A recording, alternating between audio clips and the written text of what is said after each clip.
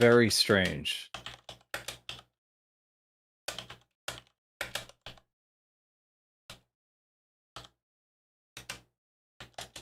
Track temperature has not budged, mind you. Track temperature still a brisk 19 degrees centigrade.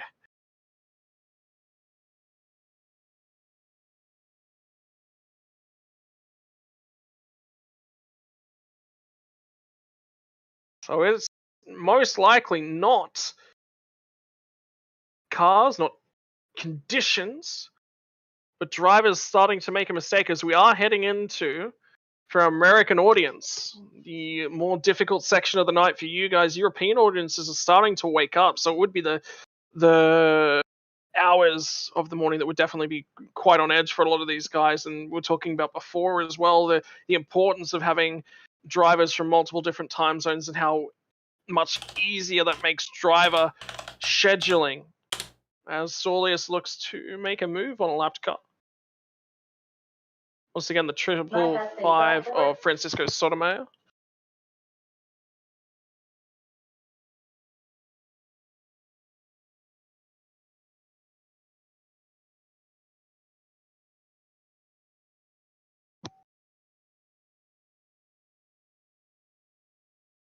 Well, Jonathan, what we've got? You just finishing up over on? I believe so. I'm just Stream working, part getting number 3? stuff together. So Dennis will be taking over in a few, and just I a will be reminder to our broadcast viewers from section number 3 of the race. Don't forget the link in chat at this point in time. Follow along that one. Alternatively, jump back over to the homepage of the Apex Racing TV YouTube channel. Click on the next section of the broadcast. Part 4 coming to you momentarily. Dennis has booted up that stream, so we'll be seeing a commentary change in the very next couple of minutes. So it'll be myself, Dennis, and Waihan covering the next hour before I'll be dipping out. Yeah. So no, Jonathan. Hopefully you'll stay with us as smoothly. long as you can, but if you have to go, you have to go. I'll stay for a few minutes here just to confirm. I'm gonna say goodbye to my stream right here, and those who are watching can kick over. Pipe up and say, like, I didn't realize that 2 hours went by. I was expecting you to still be here for another hour and a half or so. Yeah, these streams, or these races, they're long, but they still can go by quick, and sections of them can just blow by. It's weird.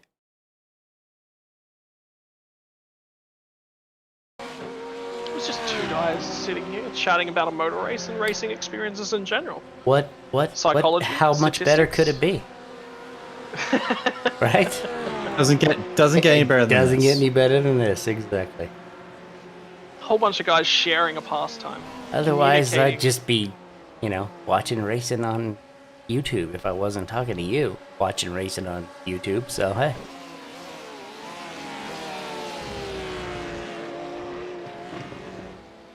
That's the benefit of it. Something that I really enjoy. I mean, particularly, like I said before, of esports, a lot of esports commentary. But obviously, a lot of esports are just that. They're esports. They're designed. What was the 91 car? Saulius continuing. Cutting a little close, but he gets it through. Have issues with traffic.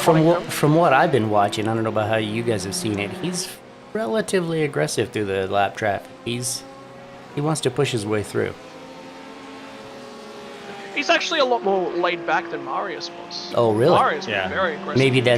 Maybe that's who I was watching then, because they just seem as a whole to be pushing their way forward. If you guys could do us a favor and just kind of give us a little bit of a recap of the last few hours, just so we can kind of segue in. The last couple hours in particular, the big one for me has got to be about an hour and a half ago was when the 92 car's engine, they've got a large amount of damage to the car. We've seen them in the fence, multiple periods of time throughout the race. Unfortunately, things haven't gone their way. Cooling, unfortunately, not that fresh air, not finding its way into the engine. Their engine expired which led to a 45-minute stay in pit lane and has trapped them even further down than they already were. That was the 91 car, correct? I mean, or 92, the 92. 92. Yeah. Okay. The 92's been the cursed car. They've had the bad. Yeah, from what I've seen, because I've just been popping in here and there since the stream started, and yeah, they could have had a better race. No, I mean that's what it comes down to, and that's why you enter two separate cars as a manufacturer and these sorts of things as well, is because one of them is going to encounter problems, and hopefully it's not a car-specific problem as well, in which case that would transfer across to both cars of the same make, you know. But I think both cars have managed their races as best as they possibly could have, and you know, stuff has happened. There's nothing that they can do in those circumstances that to improve things, and they've done their best by and large. There's not much more you can ask for them, and I think that's what they've been going for. We'll flick back over to the 91 car at this point in time, which is fantastic camera work once again. You guys are on point today. The Soleus is in the car at the moment. Marius was in the car earlier on, and he was actually running very quick, was the fastest car on track for an extended period of time. The margin came down from about 1 3/4 laps when both cars were evened out on pit cycle between themselves and No Emissions Racing, but with Marius behind the wheel, the gap closed down to about 1 1/4 laps, or somewhere in the realm of 2.5 laps. On screen, you see Marcus Stromberg has now assumed the racing seat away from Thorne. Yeah, I think you're right. Yep. Yeah. Simon Thorne. So he's in the car for what looks like 4 or 5 stints in a row. So Simon Thorne's did a phenomenal job for those guys, continued punching out great laps for them. And Marius jumped in and said, you know what, they've got an ailing driver in the car. He's doing a lot of stints. He's doing a lot of groundwork for these guys to set them up. Now's the time to take some chunks of the race out of them. So they did narrow that gap down quite dramatically. And now we're back into this race where it just sort of settles down once again. So ultimately, right now, the gap has probably opened back up a little bit to about 1.5 laps is the margin between the number 9 car. Actually, it's probably a little bit less than 1.5 laps, to be perfectly honest. Probably about 1 1/3 to 1.5 laps. So that's a phenomenal job from the 91 car and the One Boy Story Racing team, Marius and Soleus, to drag themselves back up into a much more competitive position. Ultimately, with what have we got? We've got 8 hours, just under 8 hours left in the books. That's a lot of time. 24 hour. 1.5 laps is not a big margin at all. No, anything can happen. 9 hours is a lot of time. And guys that have been in the car for a long time, or if you've run a lot of stints, you start getting tired. If you've been up for a long time, yeah, a lot can happen. A lot of mistakes can still happen. Mistake, fatigue, it's all to play for with 7 and a bit laps. Hours. 7 and a bit laps to go. I think everyone would be getting quite excited for that. Oh! I think he kept it out of the wall. Good job. Did a phenomenal job. See, there's some of those fatigue mistakes we were just talking about. It can happen. Well, gentlemen, I'm going to step out. I'll let you guys take over. Scott, it was a pleasure spending the past few hours with you in a racing/group therapy session, and looking forward to watching the rest of it.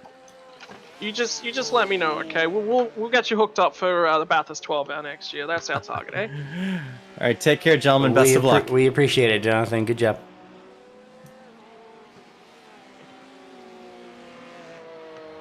Lovely opportunity to meet a few of you guys now, because I've met Marco. Now I've met Lee. I've met Alex. This will be my first time working. You were. I heard you. Heard you in there earlier. You were in there in the deep end with the big boys, and they were. Yeah. Yeah. No, you proved yourself well. This is the first time I believe that we've worked together. Yeah, it is. I like how they left me in there for about 15 minutes before Lee chimes in and goes, "Oh, by the way." Yeah, Alex is the boss. Yeah, they're a great group of guys. They're really laid back, and we all have a good time doing this. you're not broadcasting, if you're not enjoying yourself while, man, look, I'm struggling.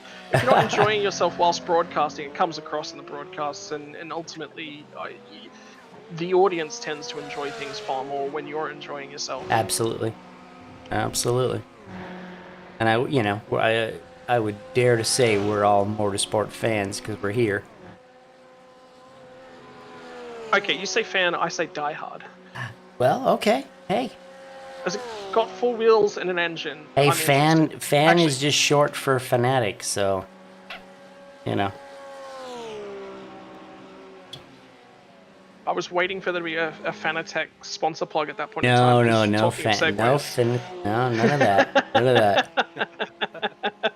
Yeah, but I've loved racing since I can remember, so. I mean, when you grow up in Australia, you cannot get away from Bathurst. The Bathurst 1000, V8 supercars, they are everywhere. It is a culture of car racing out here. Because, I can only imagine. It would be like living in Indianapolis or something like that.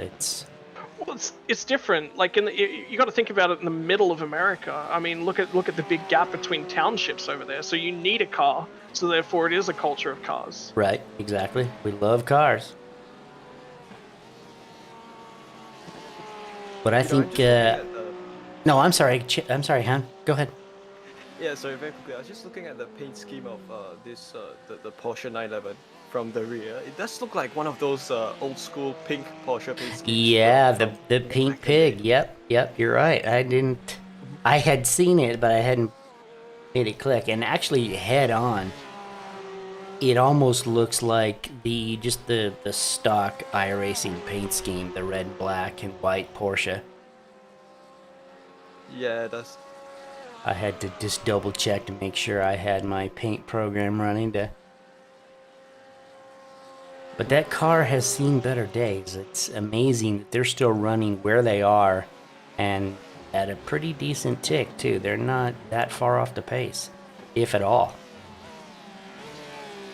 So more power to those guys. And the 92 car, the fact that they're still going. I know you guys talked about it earlier about, what do you, when you're so far off the pace, do you keep going? Do you just like, oh, this isn't fun anymore? Do you want to stop? But hey, to keep going, it takes a lot of grit to say let's finish, no matter what.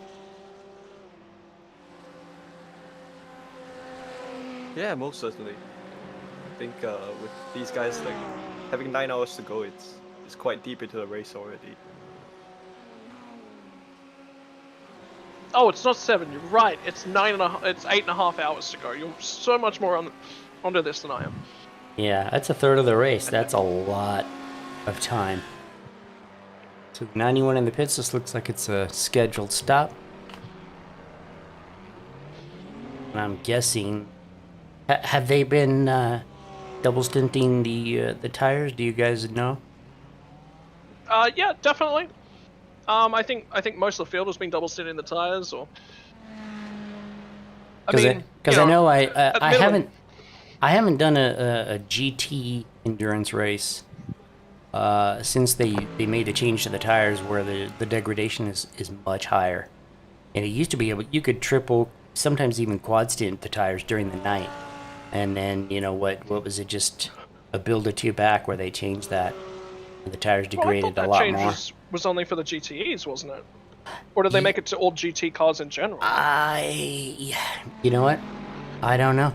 And the GT, the GTEs definitely got strong-armed. I don't think there's many circuits in the world where you can run the GTEs for 2 stints on the tires anymore. I think it's, you climb in a GTE car these days, you're looking at 1 fuel stint per tire set. So, I'm not sure. I know from Oh, yeah. Somebody was... Fatigue. That's the new go-to word. Continuing to set in.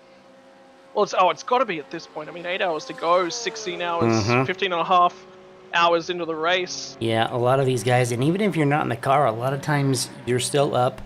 You might be in there spotting for another guy. You're in there on the comms. You might be just watching the stream just to see how your team's doing. you don't get a ton of sleep during these races. And the sleep you do get isn't great sleep. It's yes, exhaustion sleep. Exactly. Sleep is good. Yeah, especially after one of these races. You sleep for about 3 days. You sleep for, at least a full 24 hours, and you don't want to jump back into iRacing anytime soon. You want to take a couple of days at least. Yeah. I'm actually just looking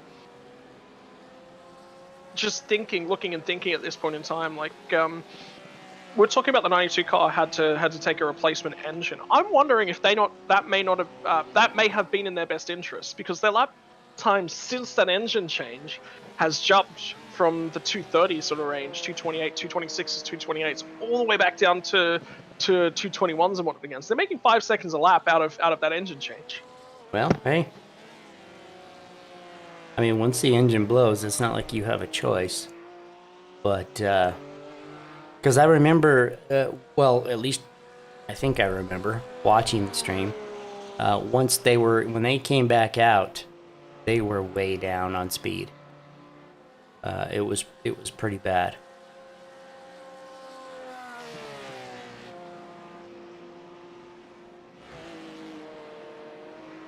But I don't remember.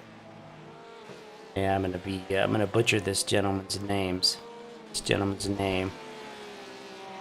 Maybe you could tell me how it's pronounced, so I don't sound so stupid. We'll just call him Bagonas.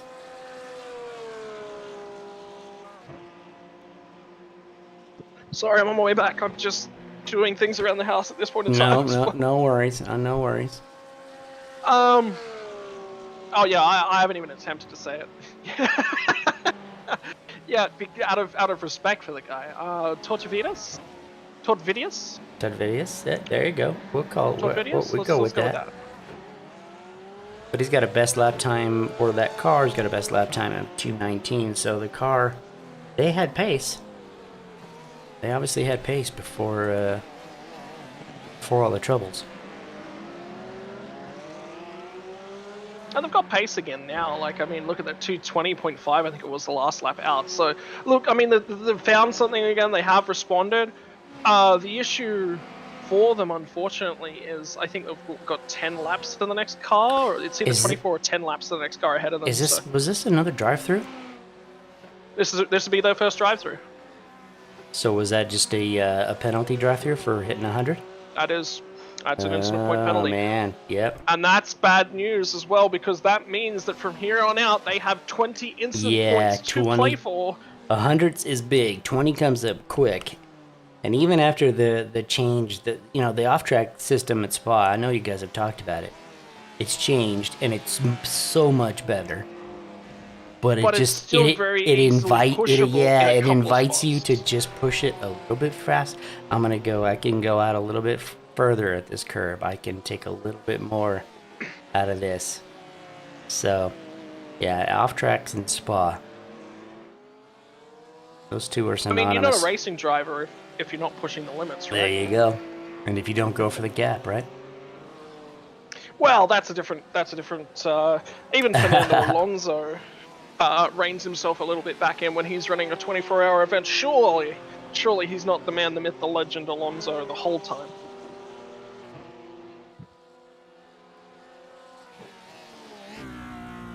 What would be... Here's an interesting question, because I have had my expectations blown out of the water. Shane Van Gisbergen, complete idol for me. I got... He's awesome. What is your biggest driver interaction today?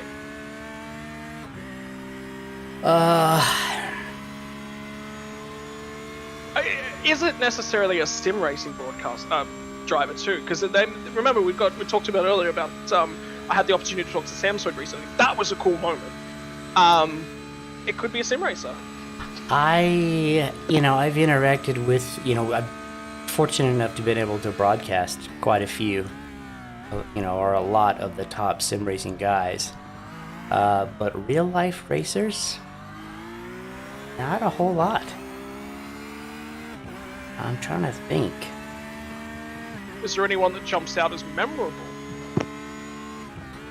What, that I've actually had interaction with, or... Yeah, 100%. No, I mean, okay. Lee no. Thompson, Alex Simpson. Yeah, okay. We'll give the big wigs their plug here. They were phenomenal though to interact with. But anyway, moving on. You know what? Not a lot of. I haven't really had much interaction with any real life racers. A lot of the top sim racers, of course, but real life, nah. Well, Dennis, I think it's probably a matter of, how at this time of age, you in sim racing, you have to go around and Google search the drivers in a session to see if they're actually racing drivers, and I think that's yes, kind of that how is you what that is drivers. one thing that is so cool, is how many real life drivers there are, and all the time I'm finding out, or I'll be watching somebody else's stream, and just some driver that I've never even heard of, to find out, hey, this guy's he's an F2 driver, he's a GT driver, he's a DTM driver, what have you.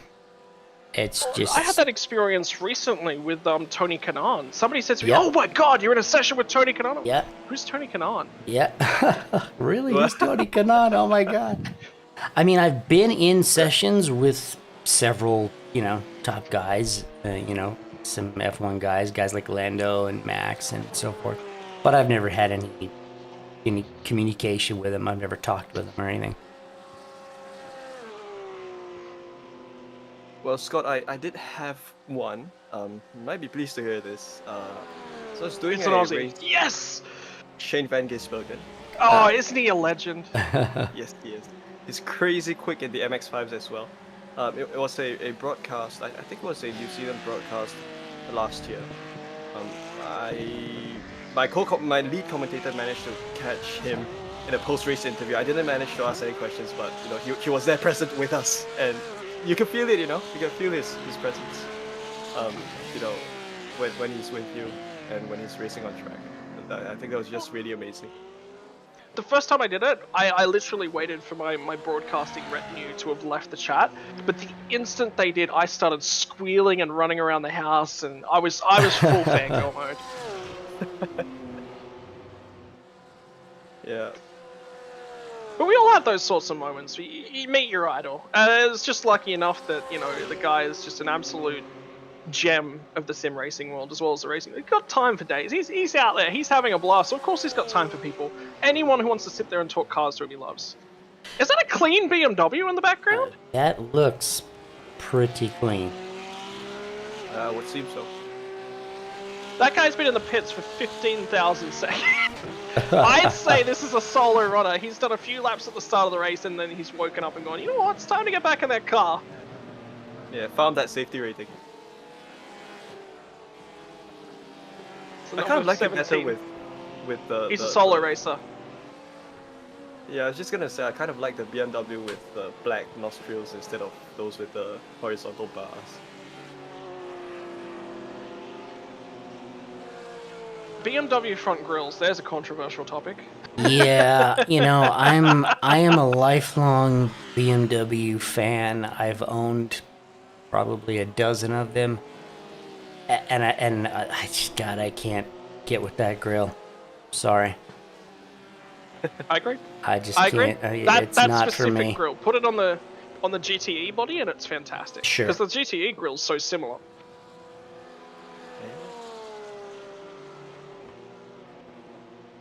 What cars which BMW cars do you own? Right now I have an M3. I have an 09 M3 that I bought it new, and that's the Need for Speed one, isn't it? It has about it has about 70,000 miles on it, and that's it. I drive it maybe once a month. My wife has a BMW SUV, the X5. But we've had a bunch of different ones over the years. We both like the cars, and I like as the styles have evolved over the years. It's cool. But that one, I'm sorry, I just can't get behind it. Oh, that's great, man. I was gonna say, Did you have know what? painted orange? What was that? Who? What? So did you have your M3 painted orange? I did not. Mine is Alpine white with all black. Everything else blacked out. Pretty cool looking car, I think. Oh no! Oh, here we go. We're talking about how Oh. important it is to stay focused throughout this race. Luckily, there's a huge. I was literally about to bring the focus back to the racing content. Saulius has found the wall coming through Lacombe. Car gets a little bit unsettled on entry. He'll point it into the inside barrier. Unfortunately, I was just about to bring the context back to this guy because he's just caught a huge pack of cars, including that number 17 machine that overtook him just recently as well. It's in that pristine-looking BMW M4 that cited phenomenal discussion on BMW cars. But you've got to keep focus in these moments, especially when you catch a pack of cars like that. It is so easy.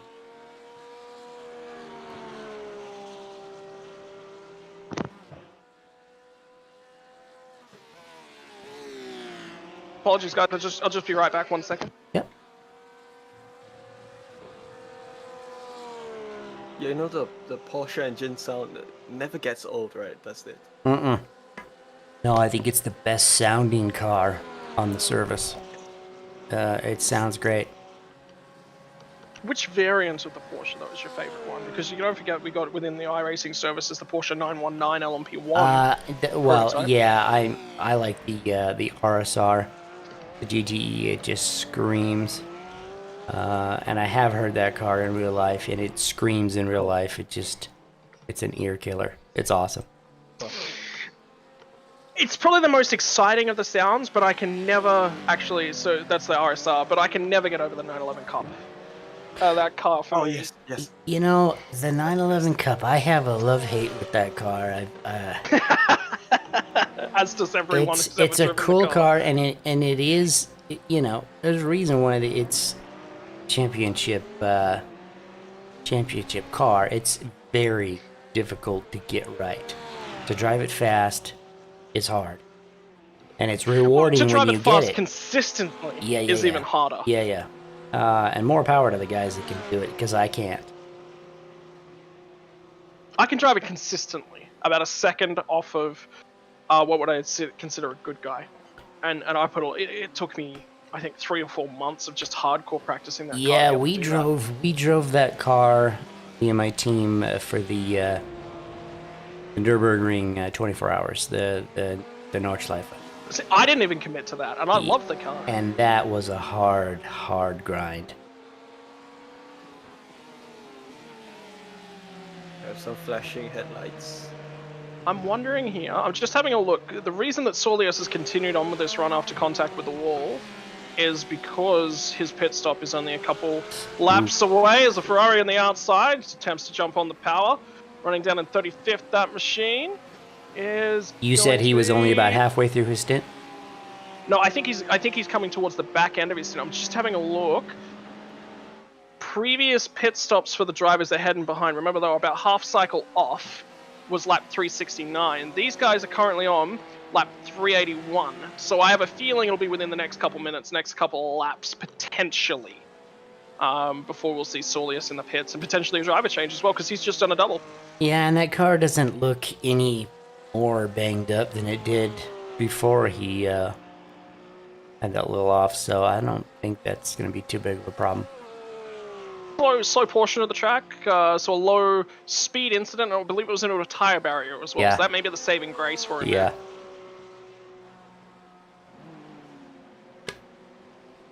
Now I'm interested. I've had the opportunity to talk to Alex and Lee and Jonathan about real-life experiences within motor racing as well. Wei, what do you have to offer to the table? What are your experiences, both sim and real life, like within the realm of motorsport? Well, I have to tell you that I live in a country where motorsports doesn't exist. We only have a Formula 1 Grand Prix, and that's it. You know, there's no way. Do you mind if I ask? Yeah, in Singapore. So I In think Singapore. yeah, it's not a place where you would associate a place with car culture, you know, all of that. So most of my most of the things I enjoy from motorsports, you know, is either via sim racing or you know just watching motorsports, because I think that's the most that most of us here in Singapore can get. I think the closest that you know you would be able to experience racing is to probably go up to Malaysia and race at the Sepang circuit there. Yeah, nice track, that's a very cool circuit. I was sad when they stopped, when F1 stopped going there. I like that track. Yeah, it was quite a pity, you know. I think racing there was really brilliant, but I think it was probably for the better in Malaysia that I guess they focused on MotoGP there instead, because the fan base for motorbike racing there is huge. Yes, massive. They love MotoGP there. What they do. Is the roads in Singapore like that? Is similar as well? You see more motorcycle-based vehicles being used as well? Not really. I you mean, just have a more heavy public transport industry. Yes, we rely a lot on public transport. So you know, I think really there's no real incentive to, in fact, to get a car here in Singapore. But you know, it still doesn't stop those true motorheads who do have a bit of cash to spare to get some nice cars, because there is quite a fair concentration of supercars here. You know, if you do just go to town during the weekends, you can see yourself, you can find yourself some nice Lambos around and stuff like that. But well, yeah, sorry, just to cut you off, 2:19.956 last lap around for Tortovidas Bergonis. So he has definitely lap, found yeah. some speed in that car.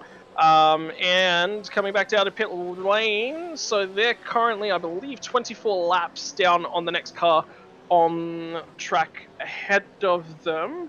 But at this stage, that car that was ahead of them's last pit stop was in an expensive one for them, so it wouldn't surprise me to see them continue to take a load of time out of those guys.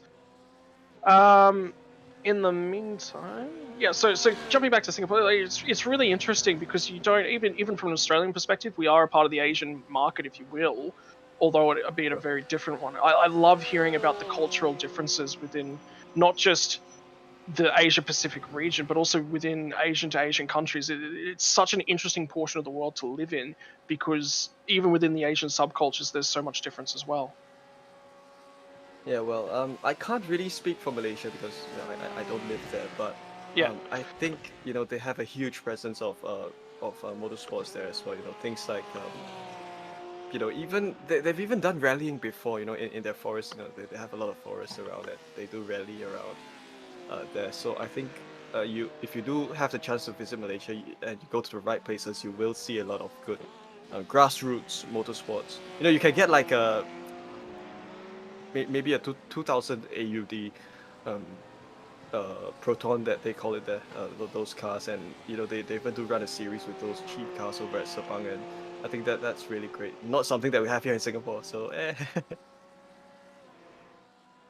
it's interesting because it's a very unique lifestyle as well in Singapore, because of the size of the country as well. It's not something you find like even Japan, which is, you know, another island-based nation, still has that little bit extra room to put tracks and things down. They still have that little extra room in the mountains. You know, we've got Suzuka, we've got Fuji, which we're likely to have on international calendars for a whole bunch of spots. But yeah, Singapore just really doesn't have that opportunity in terms of space, and that's why the Singapore GP hopped up within the city there, and it's worked phenomenally, I think, for you guys in a tourism standpoint as well. Have yeah, you? that's the whole point. I didn't mean to interrupt. I just wanted to ask: did you ever have a chance to go to the Singapore GP? No. So, was this for Wei? Yeah, this was for. I suppose he is there. I'm so sorry. Oh my god. Yeah, I did fortunately have the opportunity to, but that was like 9 years after the first Grand Prix happened, so I did catch a glimpse of that. The that's final cool. 3 years. That's awesome. Yeah. But I'll tell you, the fan experience is. I think if you want true motorsports, go up to Malaysia, or if you want to go to the Singapore Grand Prix, you know the concerts there are nice, but that's about it, I guess. See, a few friends I know, there was talk earlier this year of Australia and Singapore actually forming a travel bubble. So I was talking to somebody else earlier in the night about one of my other work colleagues is a motorhead as well, particularly Formula One. We were always talking about it on a Monday morning of the races and things. We're actually talking about both traveling to Singapore this year, but unfortunately COVID has again slammed the door on that one. So, but anyway, it's unique in terms of the style of the circuit there in Singapore, and it brings a different style, as much the same as Sepang. Sepang was phenomenal. I love the races there. They were always blockbusters. Yeah, yeah. Even in the rain, especially in the rain, yes. Yeah, and the rain, it rained there a lot. But it always shook things up and made for interesting racing, so. Yeah, I miss that, I miss that track. That's the great thing, yeah. I'm not sure what's particularly unique about track here in Singapore. I mean, it's kind of like, you know, what I would love to see is to see if VA supercars can come here to Singapore. That would be really wonderful, because I think those cars are very much suited to street circuits. Now the 28's back in. Yeah. I mean, I'm sorry, the 92, the 92, I'm sorry. But they were just in. Surely this is a drive-through, because I don't have a time register for the last lap, which says to me that they've picked up an off-track that has given them a black flag slowdown. Let's take a look and see what they do. If they just drive through, then we know. That's a shame. The number 44 car, Andrew Cottingham behind the wheel, actually just going down the pits, so about to come out of La Source in the background there. As well, has just recently served a drive-through, so that's very convenient. So I'm just having a look at the lap count of the 92 One Boy Story about car. Yep, just a penalty. Currently driven by Begonas, yeah. So I think he's probably got 20 laps more to go for this, assuming they go by 50 laps stints, which is massive, which is crazy actually. It might have approximately 25 laps to go for this stint before he does possibly go in for the next move. So this is possibly an overtaking maneuver that he's just made on that Ferrari. I'm not too sure if that was in the same lap, because if that is, that'll be wonderful. But at this point, it is in 28 that he is staying in now. There's a bunch of lap traffic, unfortunately, on track right around at this point in time for the 92 machine. I mean, they are 24 laps behind their nearest competitor for position. I think it was 10 to 13 up on the next car behind them as well. So, unfortunately, the contest for them is not really out there. Saulius, a good update for Mr. Brutus as well, has opted to, they've kept him in the car for another stint.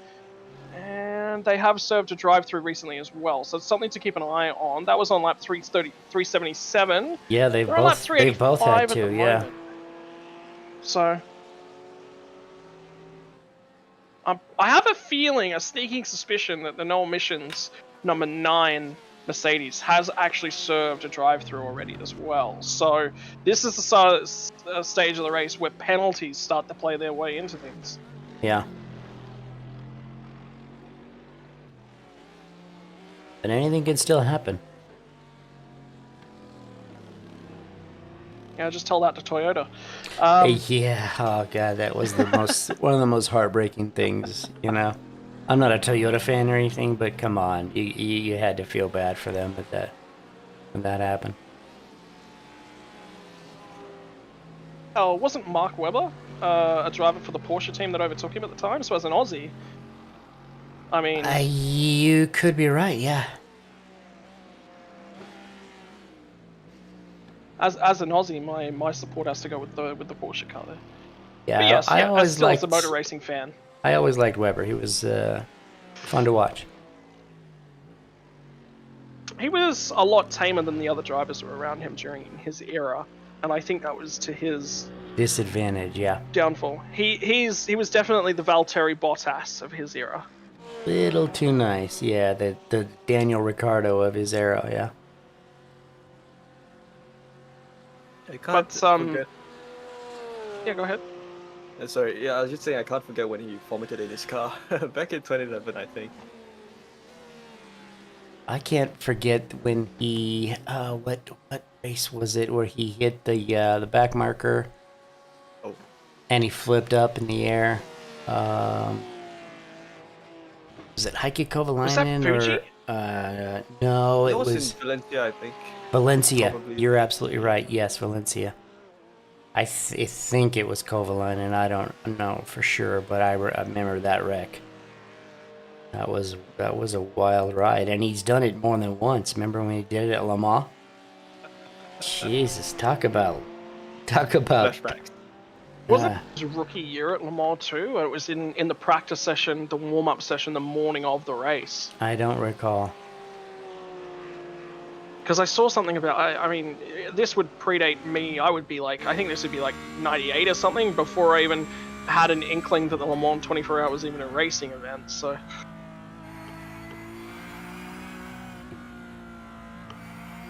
It's tough. It is very tough to get into commentary history at this point in time of racing. When everyone else is sitting around you like, oh, do you remember this event? No, I wasn't born then. Oh, do you remember this guy? No, wasn't born then. Yeah, unfortunately, I was definitely born for most of everything, so... But I didn't start getting into F1 and watching it until... I think it was 93. Yeah. I was not even a year old then. Yeah. You know, if you do get Marco on this stream again, he will tell you a whole list of places to visit on the Spa circuit. He will tell you where the burger joint is. Marco's been all over the place. Yep. In fact, I'll give out a little personal info. My wife is actually in Italy right now, and a few weeks back, I messaged Marco. I said, "Hey, you got a couple of tips on places maybe she should go? Her and her friends are there, and he sent me back like an entire page of where to go and what public transport train to use to get there, which ones to stay away from. I mean, it was like a tour guide for the entire city. It was awesome. Yeah, but you know which ones to stay away from, you're getting the right thing. He's like, stay away from this train. Absolutely do not get off at this exit under no circumstances. Yeah, Marco's awesome. Yeah. And the best part is when you speak to people that are like that as well, they've got such amazing memories of defining moments within their interest in motor racing, or just generally within their passions at large. And I think definitely for one of the reasons that I get into broadcasting and get into commentating as a whole, as we're actually seeing the 92 car come up on the number 9 machine. I have a feeling the number 9 machine may have gotten a slowdown that time through Eau Rouge into Rodillion. Hence why Tortavidas Bergonis has right up underneath his rear wing at that point in time, but also remember that he's actually running quite quick. Generally, when you talk to those sorts of people, they've just got amazing memories of formative moments within their passion career, their hobbies career. And one of the reasons I got into broadcasting, I love talking to people about their passions and what interests them, because the response, the light that you see that just goes on in their faces suddenly when you go, oh, you actually want to listen to me talk about this, is just amazing. Yeah.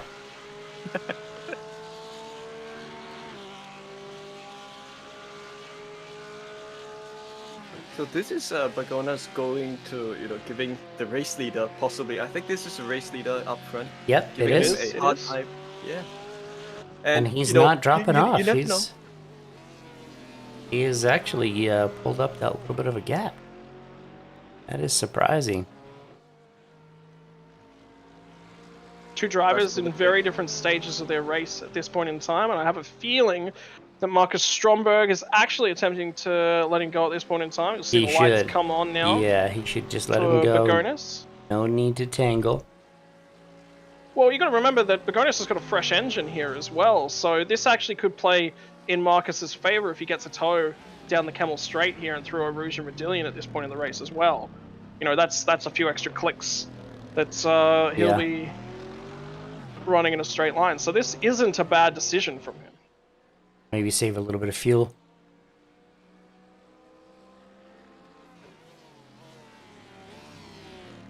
Because you're going to, from this section of the race to home, it is just a management game for these guys, but it is the longest term management game, as we actually just clicked past 8 hours to go on the session since it started, so a little bit less, a little bit longer than that so far. So I believe we're actually about to clock up 15 hours, 57 minutes since the green flag was shown.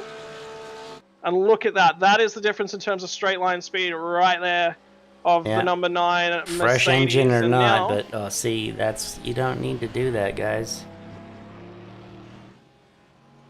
Marcus, you don't need to do that. Just following through. Roll out. Use your head is the most important thing, isn't it, Dennis? Yeah. He's got the lead, and he's got a pretty good lead. There's no reason to take any risks.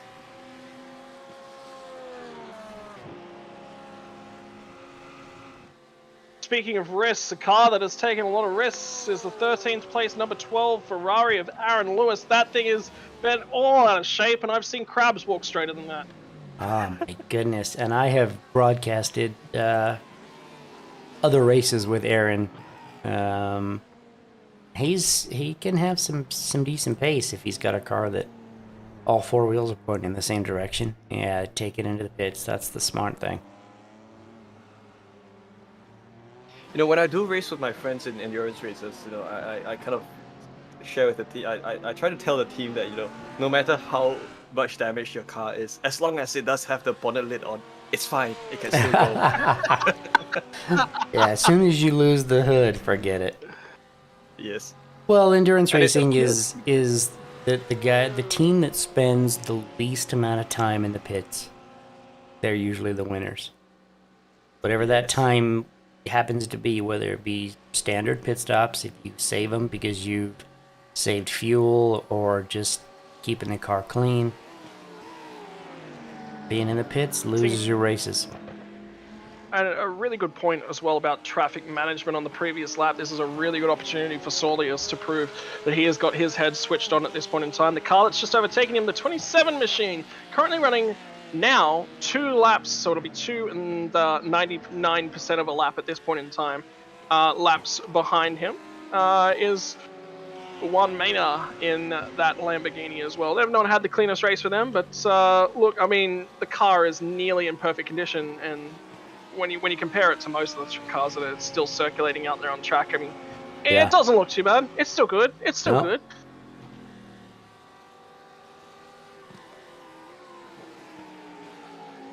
Actually starting to show a lot of pace. I just keep half an eye on their pace over the last. They've turned consistent 20s and 2021 sort of thing. And Saulius on his last lap did a 23.8. So there's 2 seconds. Well, by my counting, it's I think my lap numbers may be out, but the paces has been consistently quick from both the 3rd and 4th place cars in this race as well, because I think 4th just recently did a 20.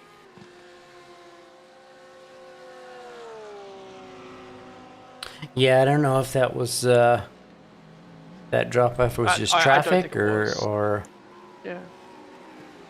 Let's see what he pulls next time around here. It's convenient because we're about to see both cars tick through another lap by. Exactly. So 20.7 for one Antonio Mena in the 27 machine, a 24.3 for Saulius Brutus, who's going to let another car by, which is the 008 Lamborghini with Hal Camerite behind the wheel. Yeah, he's either got a problem or he's having really bad traffic. I have a feeling he might be fuel saving a little bit, or that damage that we saw earlier with the half spin at the end of Lacombe is starting to come back to him. Possibly.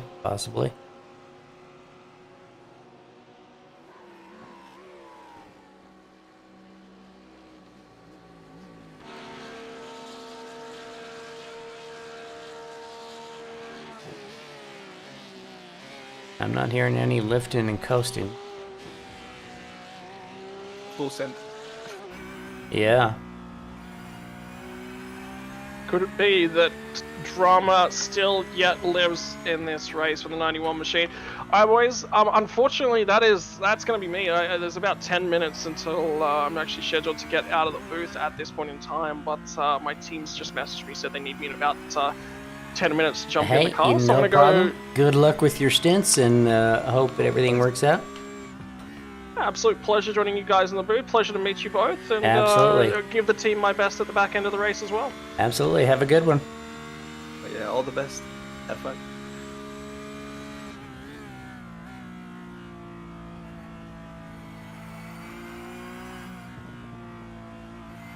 Yeah. So Dennis, as we continue observing the competition, I think it would look like, the team has already gotten into its rhythm, for most of the race, and he's now trying to sit within the slipstream of the Lambo in front of him. So yeah, that could be. That could be.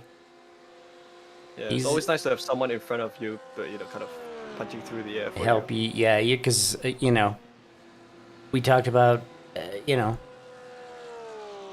lessening your time in the pits, and fuel is no different. If you can save a pit stop worth of fuel over the course of a race, especially with these endurance pits, that's a minute and a half that you could save. Oh yeah, it's huge. Yeah, I think those things really stack up, as you go towards the later hours. Yeah. I just find that racing here at Spa, it's possibly because of the off tracks, it does get a little bit difficult to kind of keep your car within the white lines, which is supposedly what you should do, but of course you want to try to get the extra speed for the more optimal racing line, and sometimes you push a little bit too hard and oof, there goes a 1x. Yeah, and we talked about it before, the fatigue factor. Just your concentration lapses a little bit, and there you go. Next thing you know, you get a 1x. And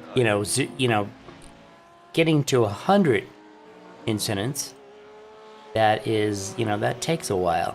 But getting the next 20, that doesn't take. That can come real quick.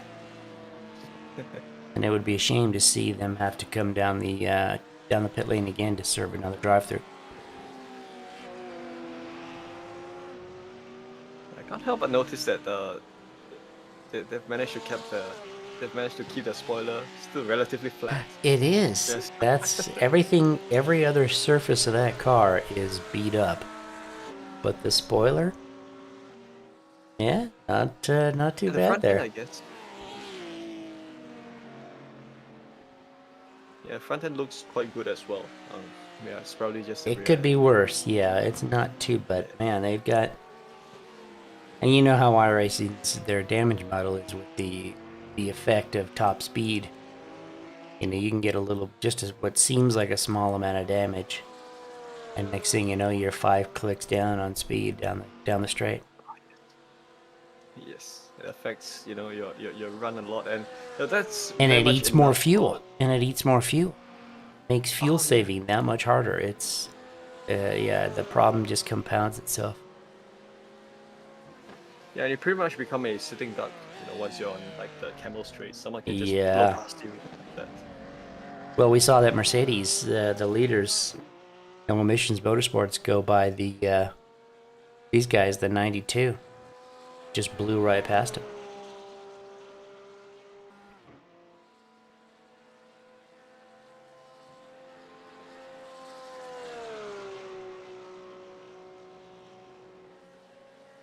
And it's also tricky, because I think at some point, if you have too much damage at a certain area, you do kind of lose a bit of the aero downforce, and especially along that section along Blanchimont, you have to be even more careful with your line. You can't really take as much speed anymore. Which, you can if you get like these guys have got, you can see it. Their front splitter is all bent up, and that will definitely affect the front end downforce. And so just like you said there, through like Blanchimont or Puhan, and then not only is it affecting your downforce, but you're scrubbing tires faster. So everything, all these things come into play.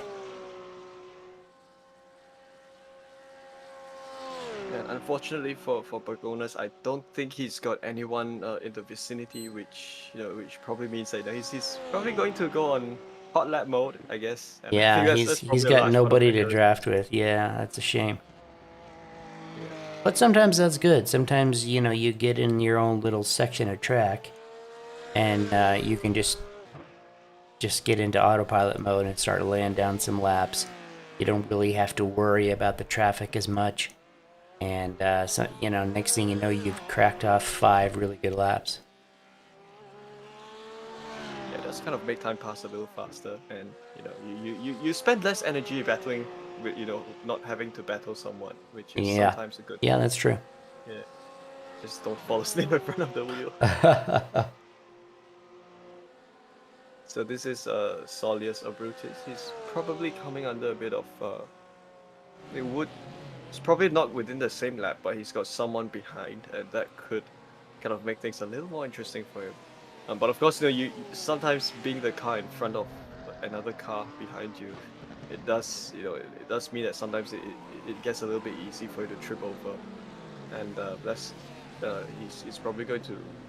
I guess Yeah, the and next that's few moments, Marcus Mueller of Sick Room Racing. Oh yeah, nice team name, Sick Room Racing. Yeah. Decent looking livery on that car. It reminds me of back in the early 2010s in what was the series called? I think it was back when it was called the Tudor United Sports Car Series. There's this one Le Mans prototype that's called the Tequila Patron Racing, and I think they have a very similar paint. Yes. Yeah, you're right. Yeah, and in fact, I have a Patron bottle, the box, right on my shelf there. I probably have some of that somewhere in the freezer somewhere. My wife keeps it in the freezer. Oh, right. She likes it cold? All right. More power to you. Oh yeah, I think alcohol doesn't freeze that easily. Well, yeah, it's freezing temperature is much higher, so. Right. You keep vodka in the freezer, like it real cold. I'm not a big vodka person, so. No. So I wonder what the car behind Solius would think. Car behind approaching the Porsche, thinking it's a pink pig, but once it comes around and it sees the rest of the car, it's just a present day Porsche. That'd be interesting. And looking at the cockpit of this Porsche, you kind of see that as opposed to the previous generations of Porsches, you have the button boxes.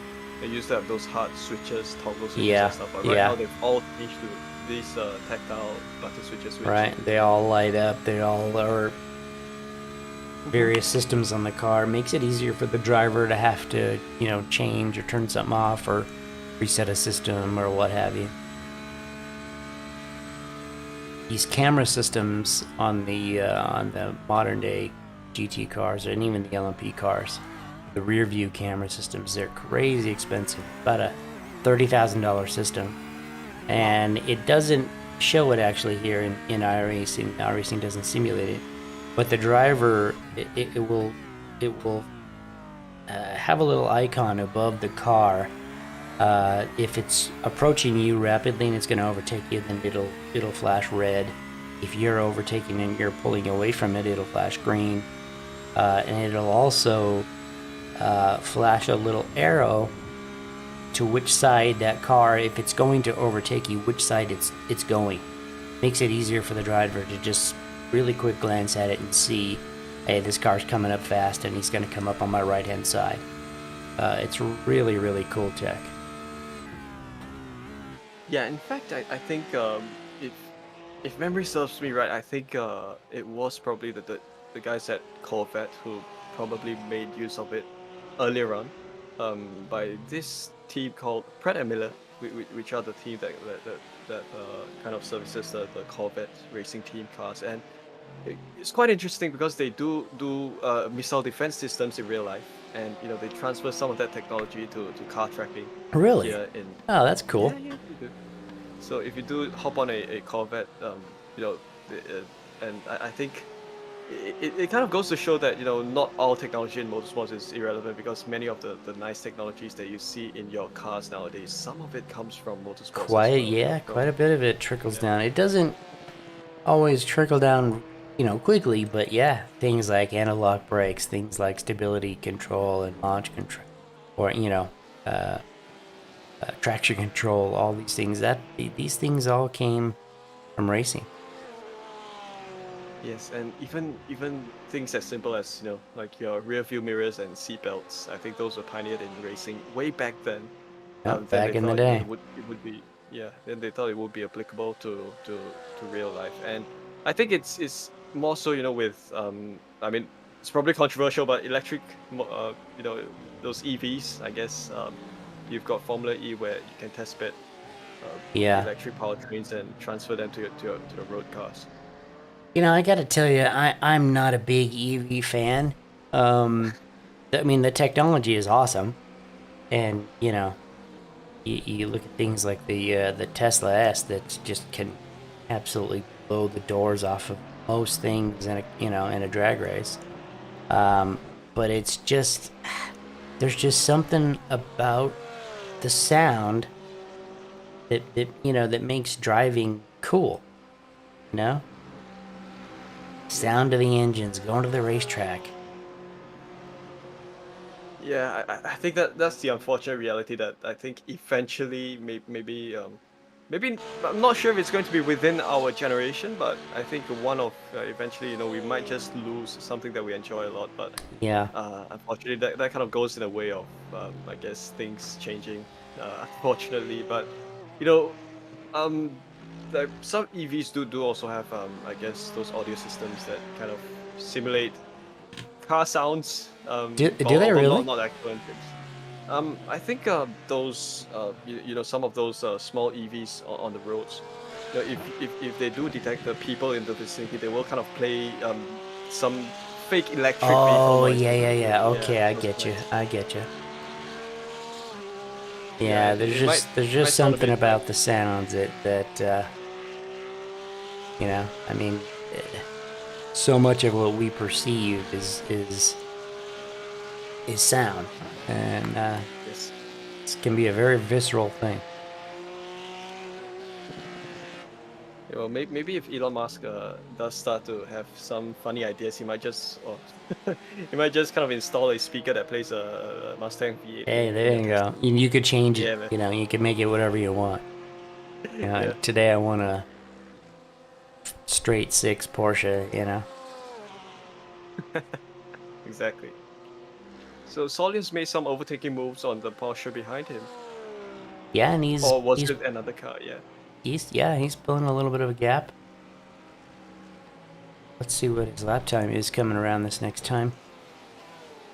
But he did have to get through all that traffic on this last lap, so this one may not be very quick.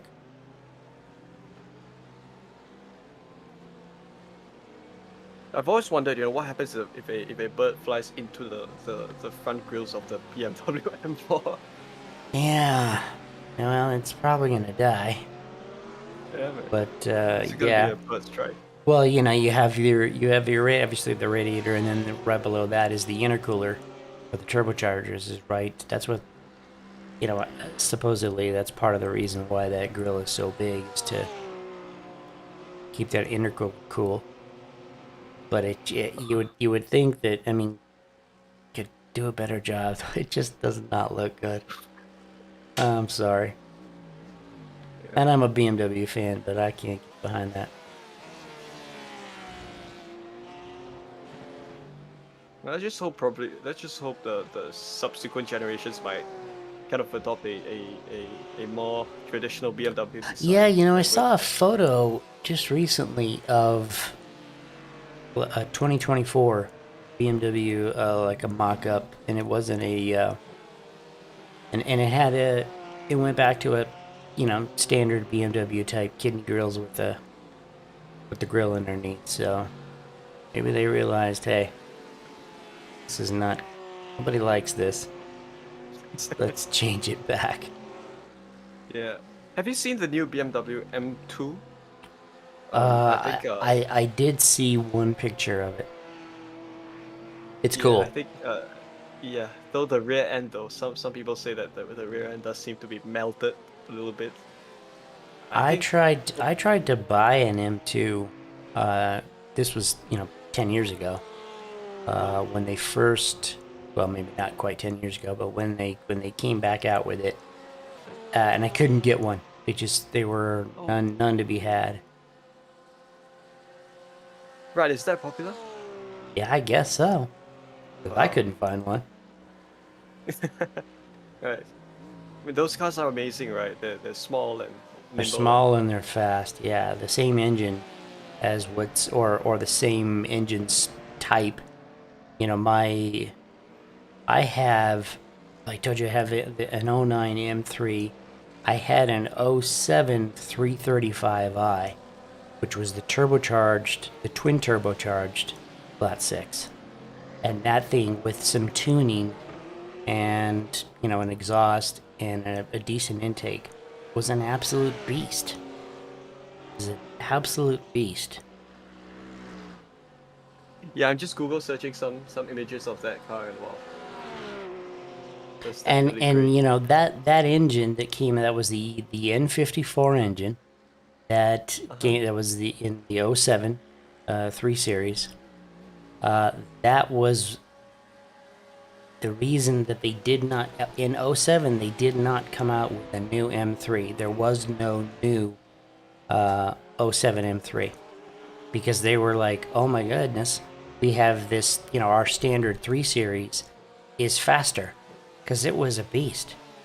That twin turbocharged flat six was an absolute stormer, and so they took the extra time to develop. That was when they came out with in 08 the first V8 M3 that they had ever done.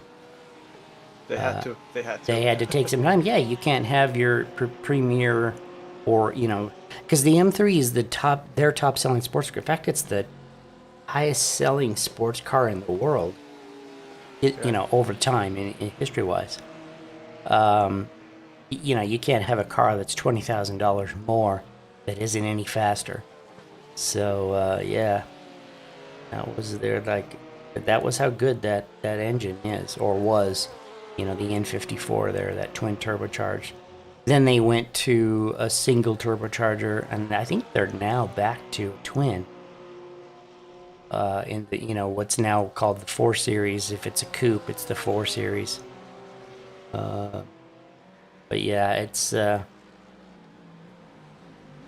cool stuff. I can sit here and talk about engine cars all day. Maybe we should take a look back at our boys here. We've just got a Solus who was overtaken by that BMW M4, so we could kind of see the straight line performance differences. Certainly this M4 has a lot of straight line pace. Yeah, see, and there's another 223.6. So he's not lighting things on fire. He's consistent.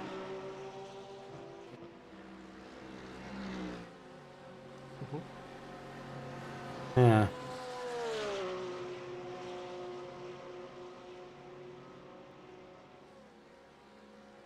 So we go back on the Camel Straight once again. So it would probably appear that the Porsche behind Solus might want some of this as well. Yeah, he's been back there for a couple of laps too. I wonder if he's just kind of sitting there and getting a little bit of a sniff of a draft, saving a little bit of gas. That is that's the Sick Room Racing still. Yeah, they're still behind them. Just kind of sitting there.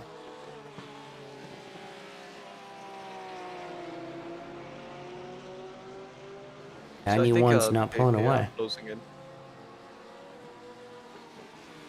Certainly. So yeah, I think probably over the next few moments we might see a bit of action between these two drivers. But of course, I don't think that they're in the same lap. So no, not at all.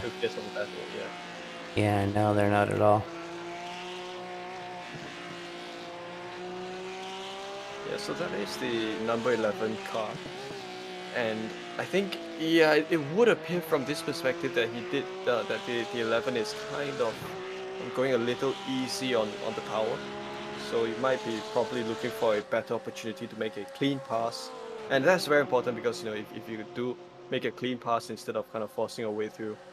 Yeah, see, look how much he's gaining on him here. Yes. So you're probably right. He's just looking for the right spot to get by without slowing each one of them down. Yeah, because the longer you spend trying to pass someone, the more time you lose, throughout the lap, and that's not always going to play in your favor.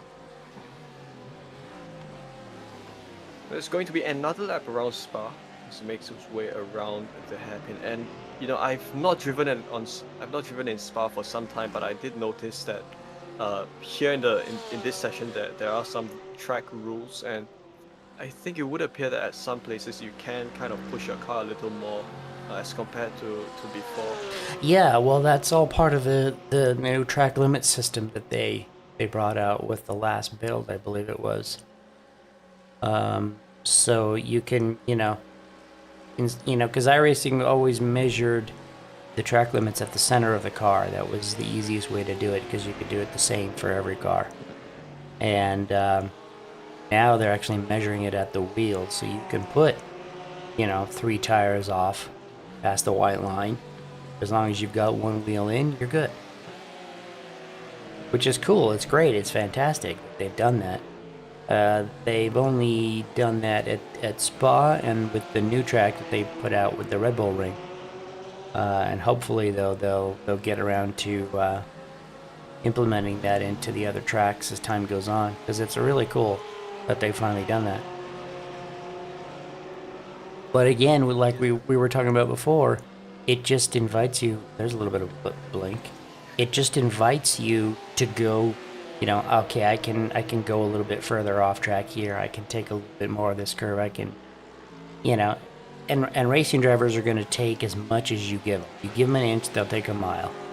So it's not that surprising that a lot of these cars have had to serve at least one drive-through for incidents.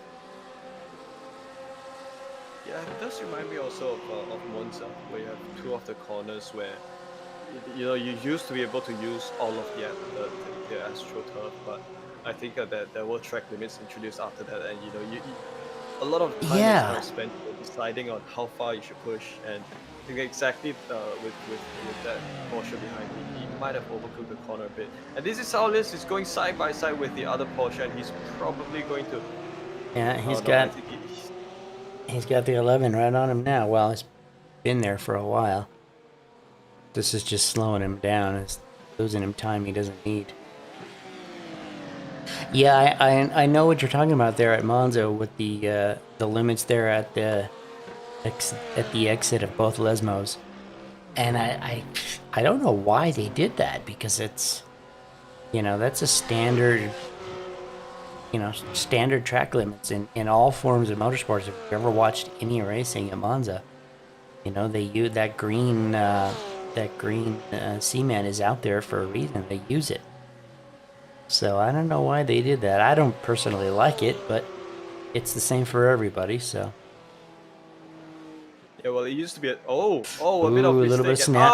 That's a bit of contact. Yep. That was unfortunate. But at least he didn't lose the engine cover, so he can still keep going. Yeah, still got his bonnet. Oh yeah, just a bit of a tag.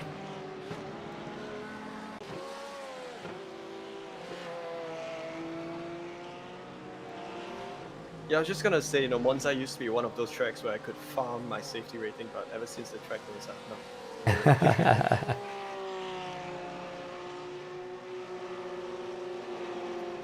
no. Back in the day when BMW had their M3 as their GT2 car, back when GTE used to be known as GT2, that machine was beast.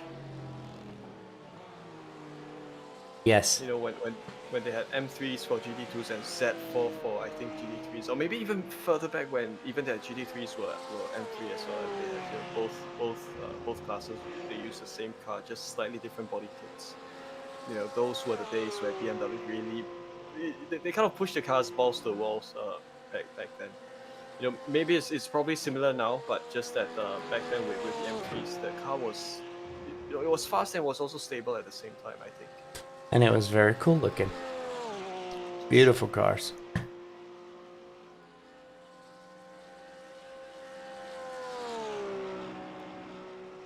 Pagonis is still circling, and he's actually lapping faster than the 91 car, so...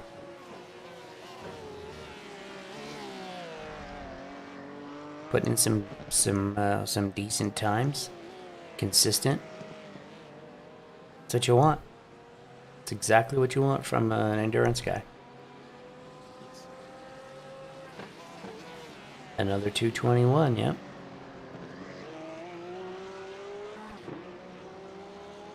91 is in.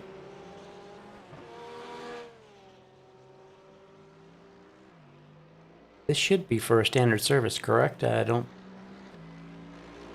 What was their last pit?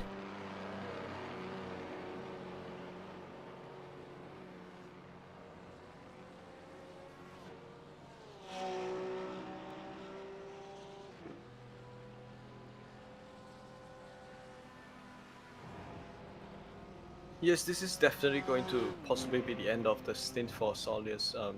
Judging by the strategy that they are going possibly 50 laps per driver, and yeah, they are changing now to. So Kirill is getting back in the car, yeah. And if I remember earlier, Kirill was pretty quick, I believe.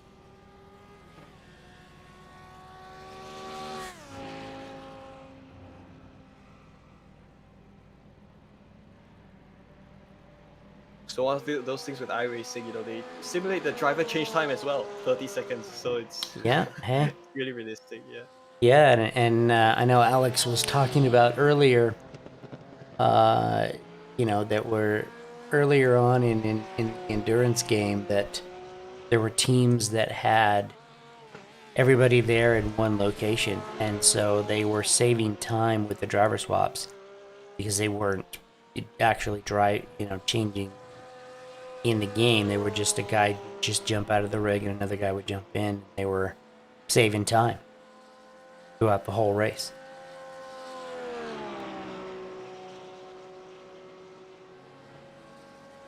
Yep, so as we look at Tautvidas Bagonas as well, having a look at his stints, so he's currently on his on lap number 311. So I think he might possibly have 10 more laps to go, assuming the stints go to plan. He's possibly going to have 10 more laps to go before he does his driver swaps as well. Yeah, that sounds about right. Had a car contact up front.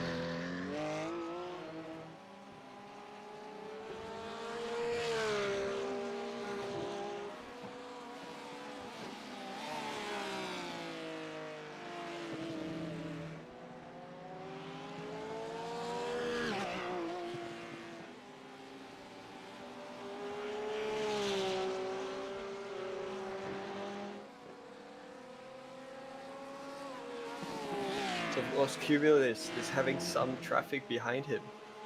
It's going to be a little bit spicy over the next few moments, I think, with the way things are going to go. So the cars behind him would appear to... I can't really get a good glimpse of the car numbers there, but... So we got fourth place, Lemon Wallbanger. It's an interesting team name. Bill Choice there. What's a bit wide there under the dirt. That's those track limits they're talking about. You can go much further out there than you used to, but can't go out into the gravel. Yeah, man. So I think the lap difference between these between second and fourth is approximately 3 laps. So I think Kirill should still be rather comfortable where he is at now. A little deep, yeah. So he's really deep. And those are fresh tires too, so you got to take care of it. You can't be doing that at the beginning of your stint because you're gonna pay for it for the next hour and a half or more.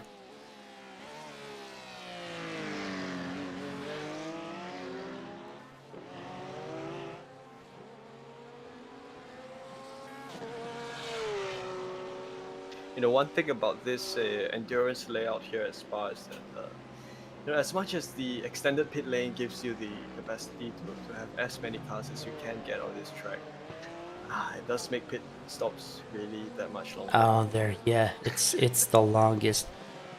It's the longest pit lane on the surface, by quite a bit. So if you get a drive-through for some kind of a penalty, in a sprint race, like a 40-minute, that's it, man. Your race is done completely.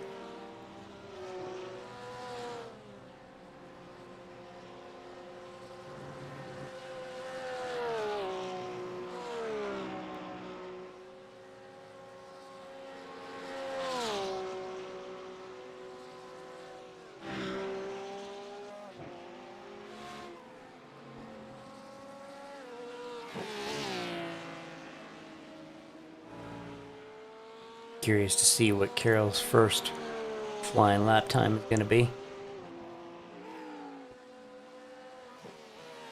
Yeah, let's keep an eye on that. So I think the best time for this car at least was a 2:19.4. Correct. And, yeah, so as he crosses the start finish line, we will be able to observe his lap time as well. So I'm quite confident that he will be as fast also as the rest of the team. Of course, he does also have the job of keeping the car up in second place, which is very important for the team as well. Of course, with the next few hours, if the opportunity becomes available for Kirill or any of the drivers in this car to close the gap with Marcus Stromberg, unfortunately, that is a gap of two laps, which does require a lot of effort to close up. Yeah, they're gonna need a little bit of luck to be able to close that up. But hey, it's absolutely possible.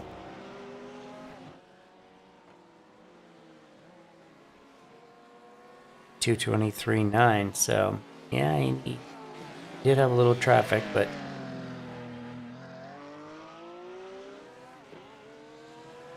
It was a great pace by Kirill given the traffic, and I think he'll continue on, and he's got an Audi behind him, although the Audi has a bent wing, so that might be a little slower for that Audi to kind of have to catch up. Yeah, they're in a good spot. They've got a 2-lap gap ahead and in front of them, so they really are. If they don't make any mistakes, they've got a podium. It might get lucky. Anything could happen. There's a lot of time left on the clock. So, they just need to stay consistent. Keep it on the gray stuff. Yes. I wonder if you can actually use the blue runoff there. Not that you should, but if you do actually use it, will you rack a 1x? I believe you will, yeah. Yeah.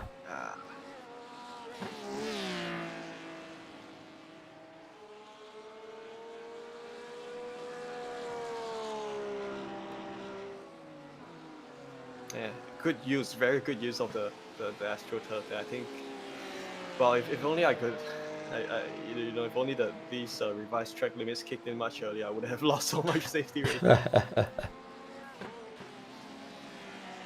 And especially this corner, you have to get a good entry for this corner. For that yeah, that's probably one of the most important corners, that and the source, because you're full throttle all the way down to the bus stop. You're absolutely right. You gotta, sacrifice the entry and set up that exit. Just the curb is kind of there. The curb is kind of helpful there. It's put there so you kind of know where to hit for the entry, then turn in from there and make your run down, the long run down count. So this is exactly Kirill, along the bus stop once again. He's going to come across the start finish line, and let's see what lap time he sets for himself. 2:23.82, so about the same as the previous lap. So yeah. I think he might require a couple of more laps to warm up his tires a little. Yeah, and plus he's got a full tank of fuel, and in the endurance race they raised the fuel tank limit all the way to the max. So car gets pretty heavy when you come out of fresh stint.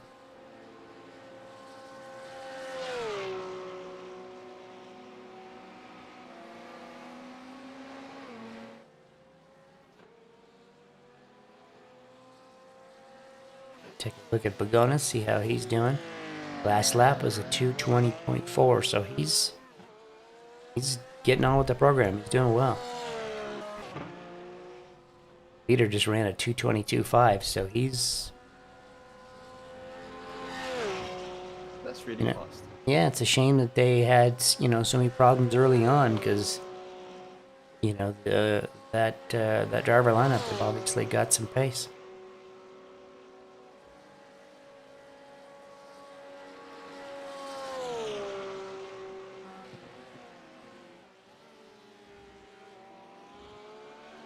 No, I'm also just looking at the team profile that was submitted to us, and I think it would seem that these guys, they don't necessarily have that much experience in terms of time spent on sim racing, but they are very fast. Yeah, they're real life gentleman drivers that have competed in races such as the Nürburgring 24. And so they wanted to take that into the sim world. And I don't know if this is their first outing in an endurance race, but they're doing all right. I know that they have, or I think they have another car and another split somewhere. I think somebody told me it was doing fairly well. So yeah, for their, I'd say they're doing all right. The cars are still going. Absolutely, they're doing all right compared to a lot of people who are not.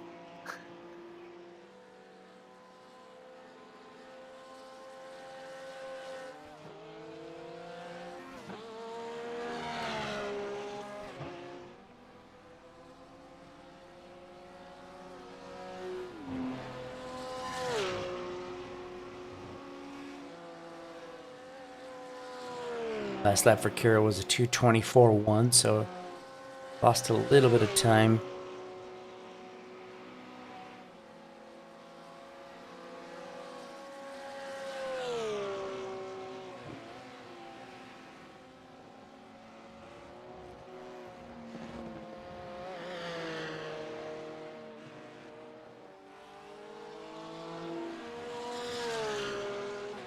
So I having a look at the white and black paint scheme of the BMW M4 in front. It's quite interesting as well. It's probably one of those Red Bull prototype paint schemes.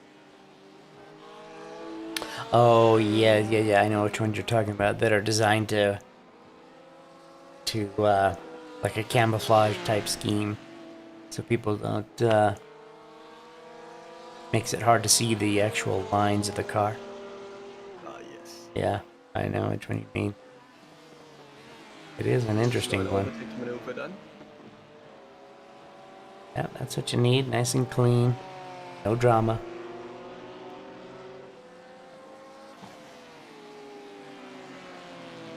I know the guys earlier on in the broadcast were talking about, both multi-class and, even races. This is single class, but there's still plenty of traffic. And the best thing for the car being overtaken, just hold your line. Be predictable. Car behind you, they've got the speed, they're going to get around you. It's the absolute smartest, safest thing to do. And everybody will get by clean, and you'll, lose the least amount of time for both cars. Yes, that's absolutely important when it comes to multi-class racing, especially when you've got a faster car behind you. And they're traveling faster, they have the ability to respond more quickly in the sense that their cars might be a bit more nimble in the sense of prototypes and GT cars. But I think with them being faster, you have to be more predictable so they can execute the move as swiftly as possible and kind of make it happen and get it over and done with.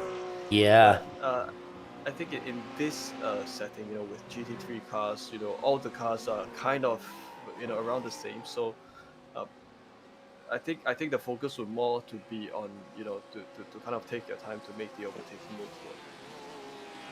Yeah, exactly. You're right. It's a lot different when you're in a prototype like an LMP1 that is 30 seconds a lap faster.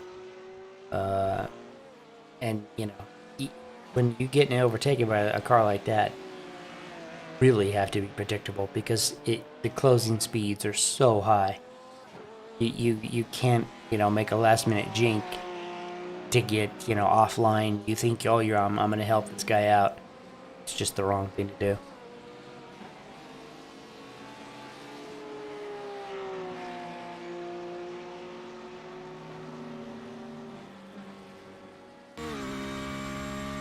So we are now 15 minutes from 5 p.m. in race time, and that would possibly, no, sorry, no, as in or rather in 15 minutes we will have approximately 7 hours to go in this race, which it's still a fair bit of time for them to play with, for them to make any, you know, to kind of commit to some longer term moves that might see them increase a position. If their pace allows. And if we do have a look at the weather, they have a very nice 19 degrees Celsius air temperature and 22 Celsius track temperature, which is certainly something. Yeah, that's great. Nice. It's nice and cool. A lot of grip. Yes. Yeah, and like you were saying, 7 hours, it doesn't seem like a lot. I mean, you know, the Watkins Glen, 6 hours of the Glen, that's an entire 6 hours of the Glen race plus another hour, so that's a lot that can still happen.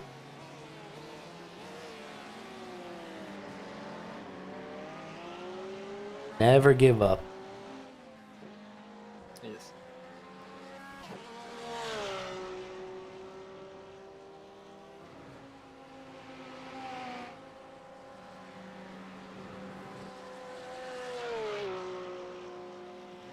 So we do have a look at the gap between. The 92 is coming in as this should be scheduled, right? I think this is scheduled stop. I'm sorry, I cut you off. What were you gonna say? Oh yeah. This is a scheduled stop based on I would imagine the stint arrangements. I think they are currently set still in 28. They are I imagine or actually many laps ahead of the current 29th. So I think that Yeah. Probably their focus now is to continue looking forward to see how much more ground they can cover over the next 7 hours. But the car in second is I think the gap between the car in second and first, the gap has remained quite consistent. So I think it would probably be status quo for the next moments. Yeah, exactly. Yeah, these guys are just they're sticking with it, and you know, attrition is still a thing. They can still gain spots. Looks like they're going for a driver change. Andreas is getting it back in the car.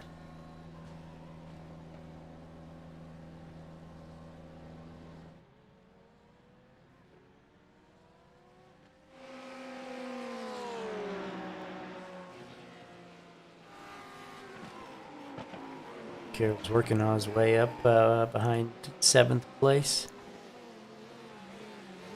Or the Marvelous Pink Panther racing car. It's a good name, and he's going to the pit, so he'll won't have to worry about getting him. But it still cost him a little bit of time. Yeah, 224.5, so yeah. Every little bit adds up. Every time you've got to get past a car or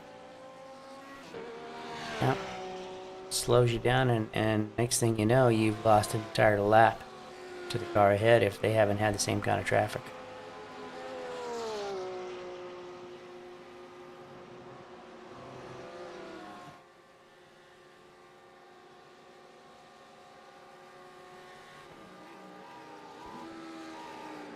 So I think things are getting a little spicy for within the periphery of Kirill, and wow, this would seem to be that both cars are now within.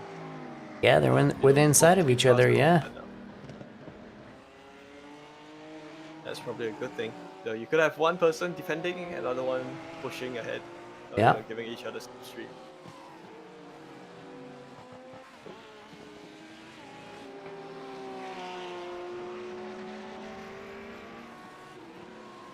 So possibly Kirill now fending himself off the Lambo behind him.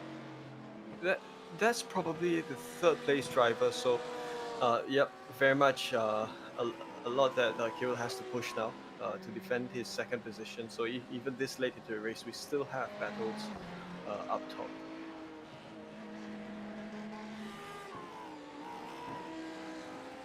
Speaking of up top, still have No Emission Motorsports. They're still running nice and solid, running 222s. It's not, you know, they're not lighting anything on fire with that pace, but it's consistent. That's what they need.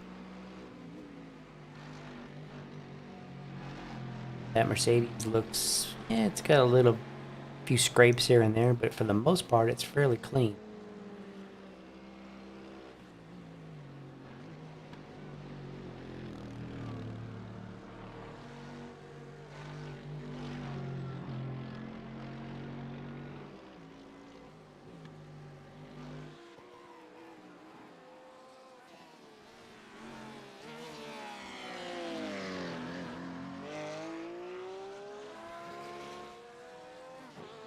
So you said you're in Singapore. I'm sorry. Go ahead. Yeah, sorry. No, I was just saying you were in Singapore, and what time is it there?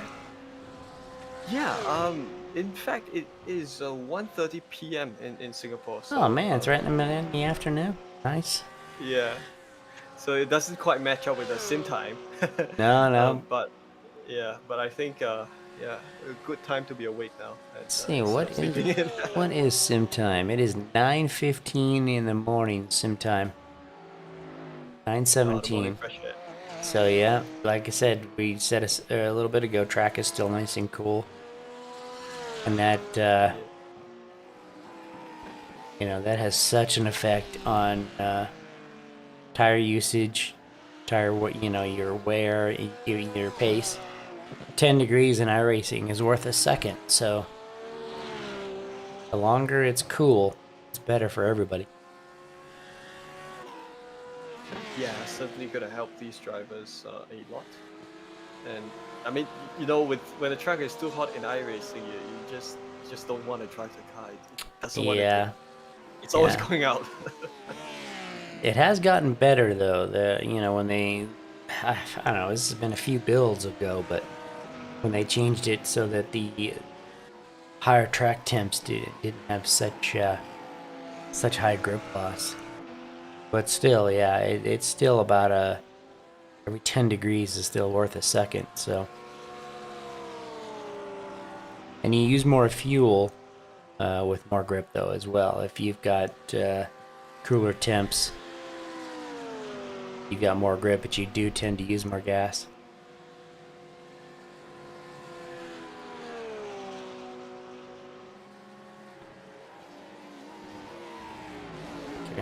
Carol's gonna send it up on the inside.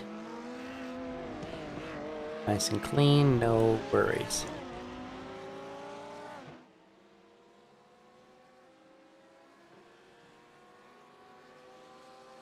Come across the line with a 2:23.7, so lost a little bit of time on that lap with traffic, but nothing major.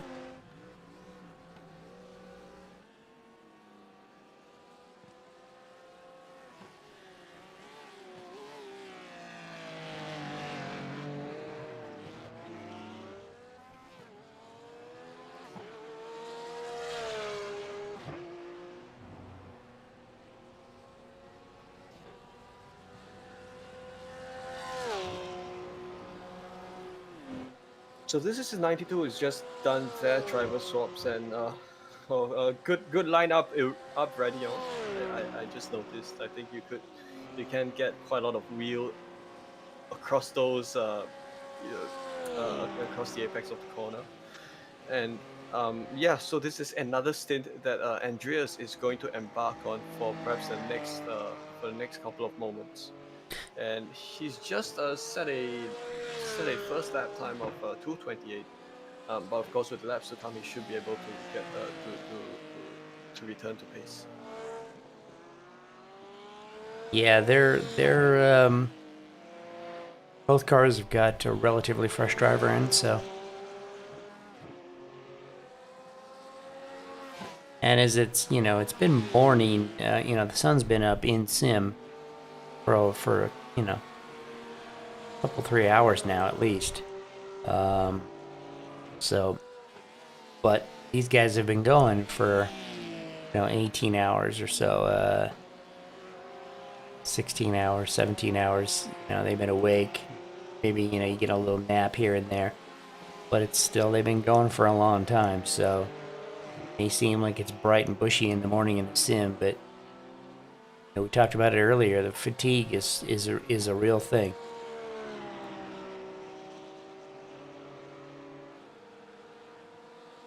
And not to mention also, these endurance teams that race here, it's some teams even set up to like a month of practice or even longer.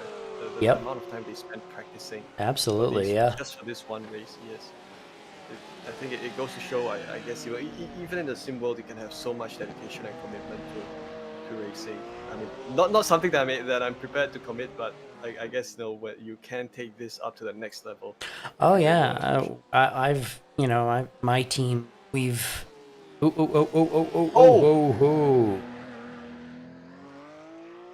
That was not cool. That BMW back there, he missed his braking marker by a lot. Let's take a look at this.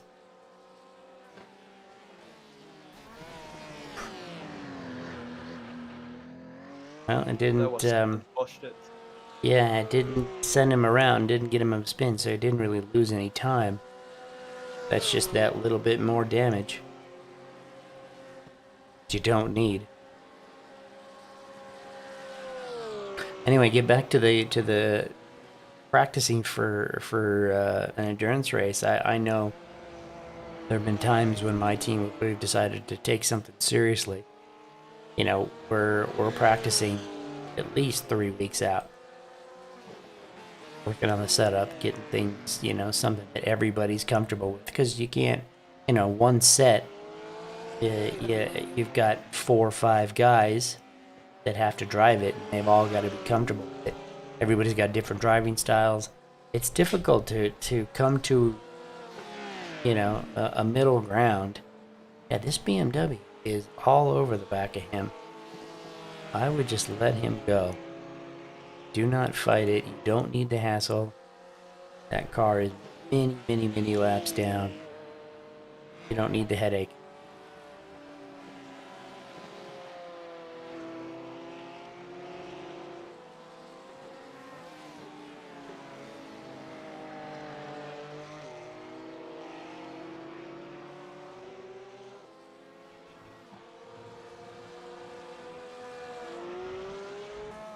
Let's take a look at Carroll in 91. It's coming across the line. 2:21.8. Yeah, another decent lap. So his lap before was a 2:21 as well. So he's picked up the pace a little bit. Seems like he's got into his rhythm.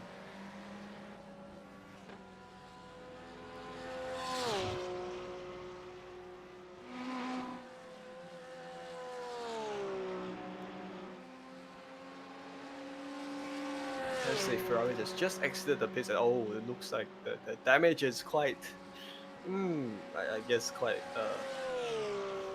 a lot, to say the least.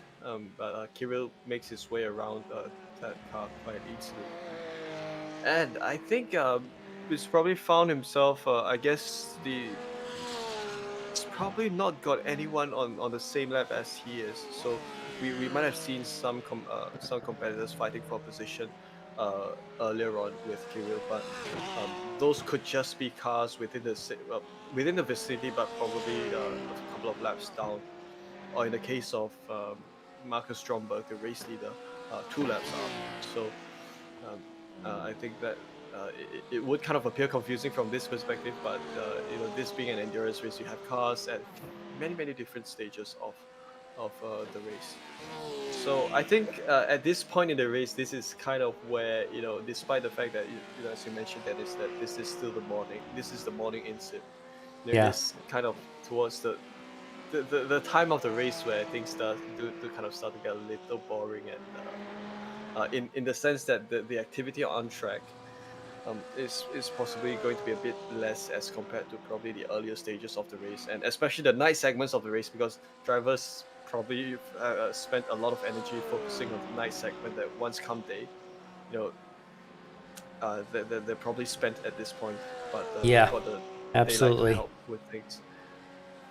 And this can be, it's you don't want to say boring, but it is. It can get a little bit monotonous. But now is when you need to just put in those consistent laps. You don't want to lose any time here because it's so easy to. You're tired. Everybody's tired. This is when it's really easy to get a spin. Make a contact that you shouldn't and lose time because you need to keep. These guys are obviously car's pretty banged up. But the cleaner you can keep your car for the last 2-3 hours, that's when things really start to come alive.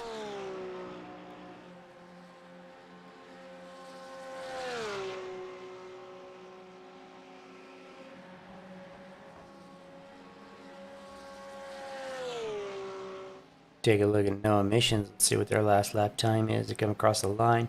2:22.1. Yeah, so they're not setting any records either. They're not lapping any faster than 91 or even the 92. So they've got the track position. They're holding it. They're not extending it, but they're not losing it either.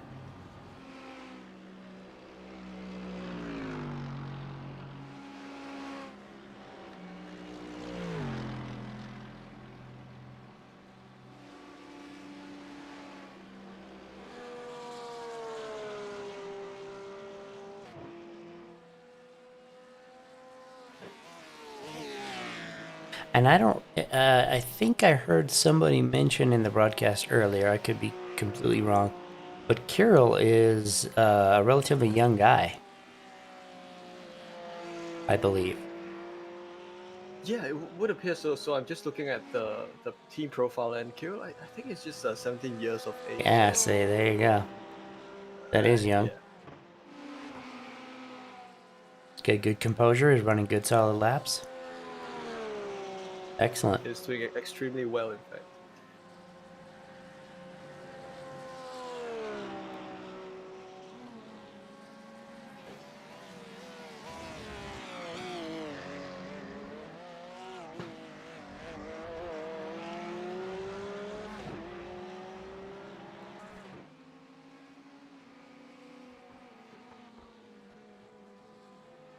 Comes across the line, another 2:21.8, so yeah, very consistent. Holding station.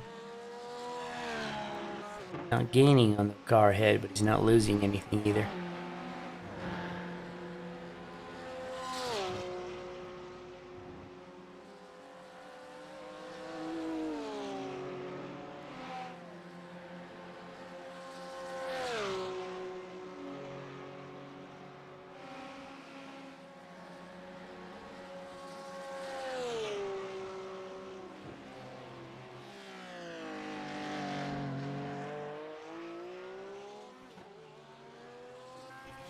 Andreas's last lap was a 2:22.5, so he had a little bit of traffic issues this last lap. Cost him some time. But he's been running solid 2:21s before.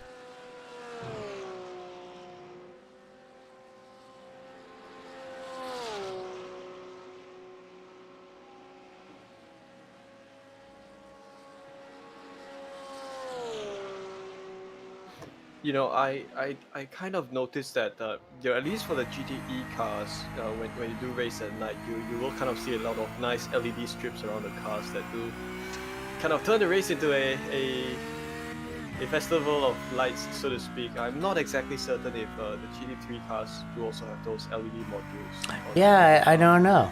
I don't. It's been forever and a half since I've done an endurance race in a GT3, so yeah, I don't know. It would be nice though. You know, I think also given that GT3 cars don't have those position indicators that you usually see along the side doors of right. the GTE prototypes. Yeah.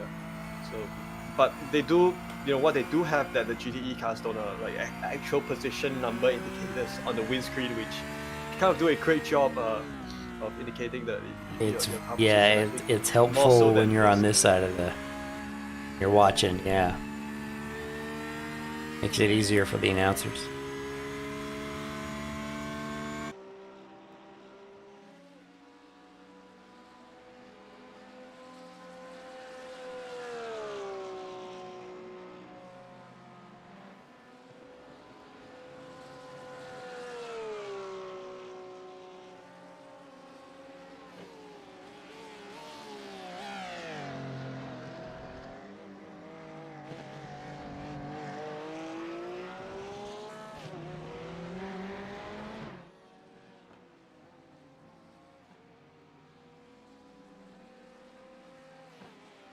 Another 225.9, so he's had a couple of laps with lost quite a bit of time.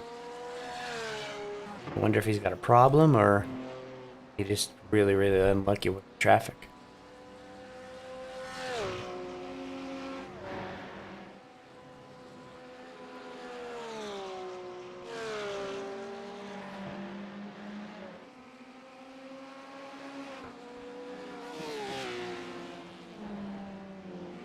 So as you continue observing the racing action, the gap that sits between Kirill and the car in first place. Oh, I do see the Aston Martin Ferrari. Yeah. Quite an interesting piece. That green, Aston Martin green, looks good. Yeah, that car was in the pits earlier on in the race, and I think it's probably managed to find its way out. Planeswalker Racing Green is the name of the team. So yeah. Ah, that's nice. They've got the. The thing with sim racing is, with regards to the team names that you usually see, it's, you know, you have all kinds of creative team names, which is, you know, something that's really unique to sim racing, I guess, because I think you don't really see that kind of thing in real life racing. Yeah, you definitely see some interesting ones. Yeah, well, there's even one that says "Car and Gas Pujon." Exactly what we would love to do. I saw that one. Yeah. Yeah, that's the right way, man.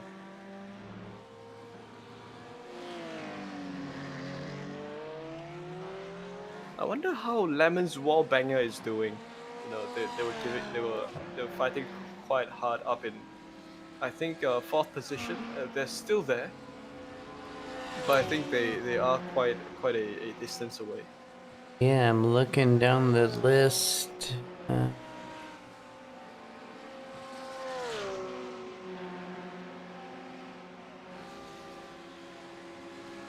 Actually, they're in fourth. They're doing all right. Yeah, they're doing great.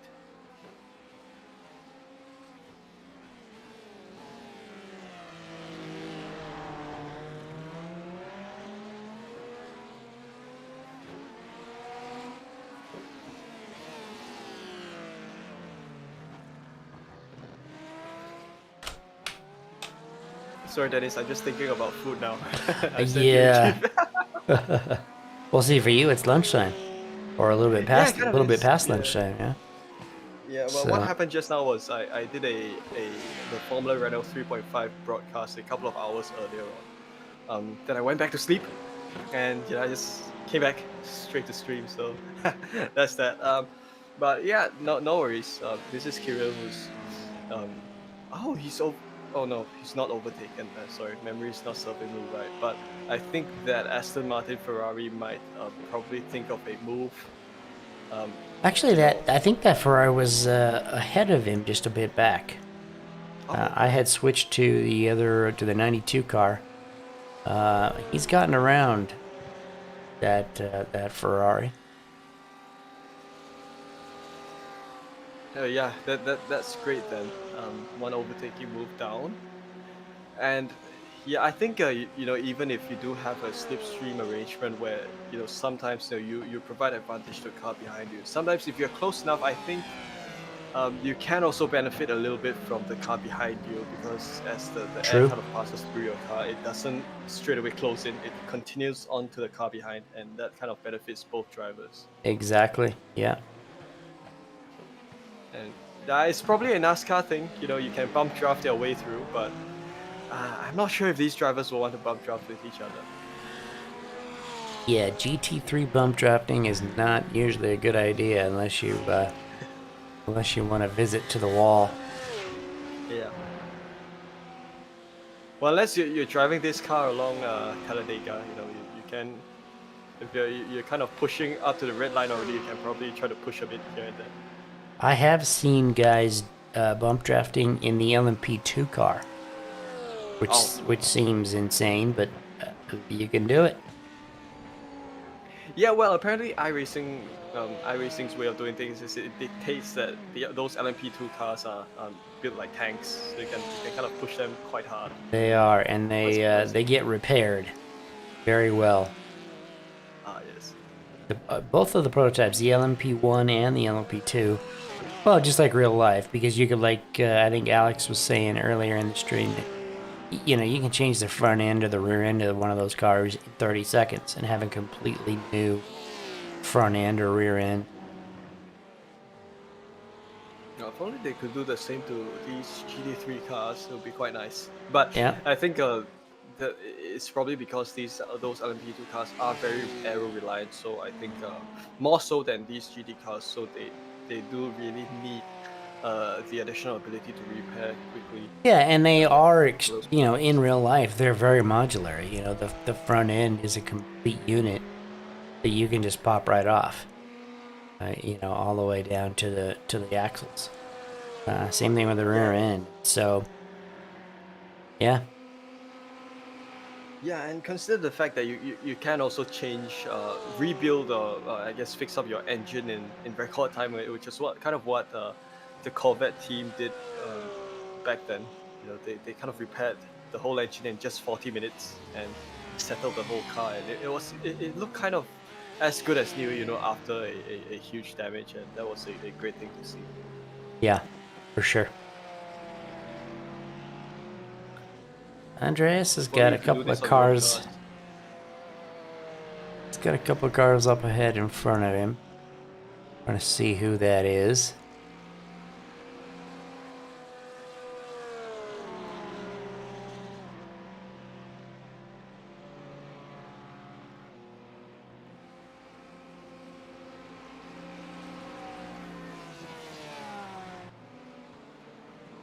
Oh, that's the leader.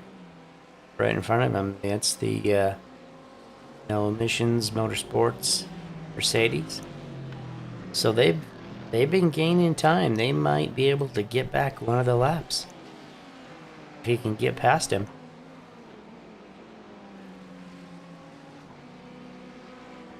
Yeah, that'll be really good. So if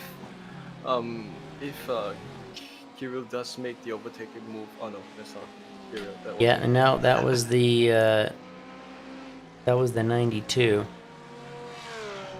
Got excited there for a second, but no, that was the 92.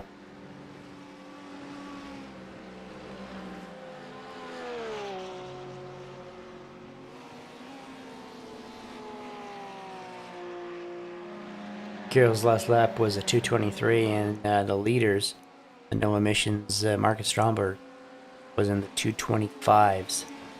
So they are taking time out of them. But I think they're still gonna need a good bit of luck to even get one of their laps back. Get alone two of them.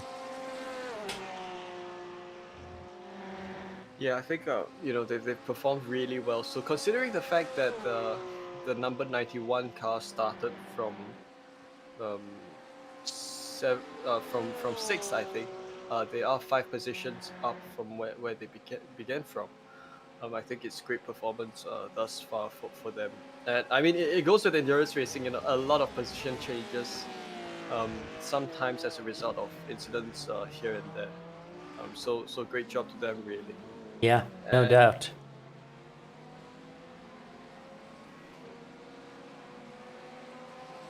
Another 222.7. Yeah. Also, may I also add, you know, in sim racing, you know, it's one of those things where you don't really see in real life. You have a lot of crazy paint schemes. Sometimes, you know, you can have like what Marco would go crazy over those Inuyasha cars, you know, anime. Yeah, yeah, Cars, I know you what know, you're very talking about. Yeah. yes. Marco is Yeah, because he's an interesting guy. I love Marco. oh, he really is. He's a weeb and he's not ashamed about it. He's proud of it. You know, this is really wonderful. And yeah, you see all these kind of paint schemes, and sometimes you see, you know, like Coca-Cola paint schemes or KFC paint schemes and stuff like that. Or, you know, in this situation, you can have also you're driving a Ferrari and you have a Ford paint scheme on your car. You Yeah, can just confuse the yeah. heck out of everyone. So we've got the leader in the pits. This is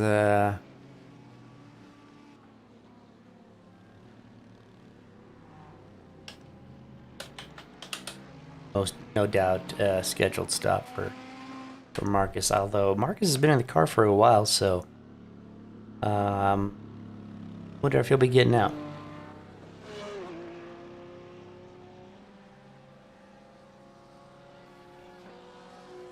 Looking at the lap arrangements, I think, well, Marcus did 60 laps. Yeah, yeah, that was that's. I knew he'd been in the car for a while, but man, let's see who gets in. Kenneth Tier. I've not seen him driving, although I haven't watched the entire race up to this point. So yeah, and that's possibly, you know, 2.5 hours of solid driving by Marcus Stromberg, and well, yeah, that's very pretty good. solid, no I doubt. don't think I'll do it. He hasn't. I haven't seen any incidents with them. They haven't had any spins. They haven't, you know, no wall tags. They've kept that car relatively clean. It's not perfect, but they're doing their job.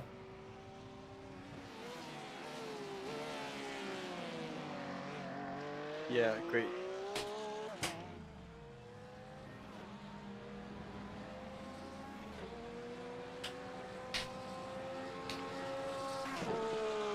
So, Dennis, you know, I've just been really curious. You know, which part of the US do you reside in? You know, just like to understand more about, you know, if there's any. Yeah, no worries. I culture. live in the southwest part of the country, in Santa Fe, New Mexico. Is Nice. the city I live in. It's actually a really nice little city. It's not tiny, but it isn't a big city. So it's got a lot of history. Santa Fe is the oldest center of government in the United States. The Spaniards, were here in 1610. This was like their, little capital, and they were running things. And it's got great weather. We're at the base of the mountains at about 7,000 feet. So we get all the seasons, but we don't get any of them, too harsh. It's you got clean air and no traffic. It's not. I mean, I personally miss the big city. I grew up in Las Vegas. So this was, moving here was a big change for me. But I've been here for 30 years, so it's. I'm not sure if I even remember what the big city was like, but I know I missed it.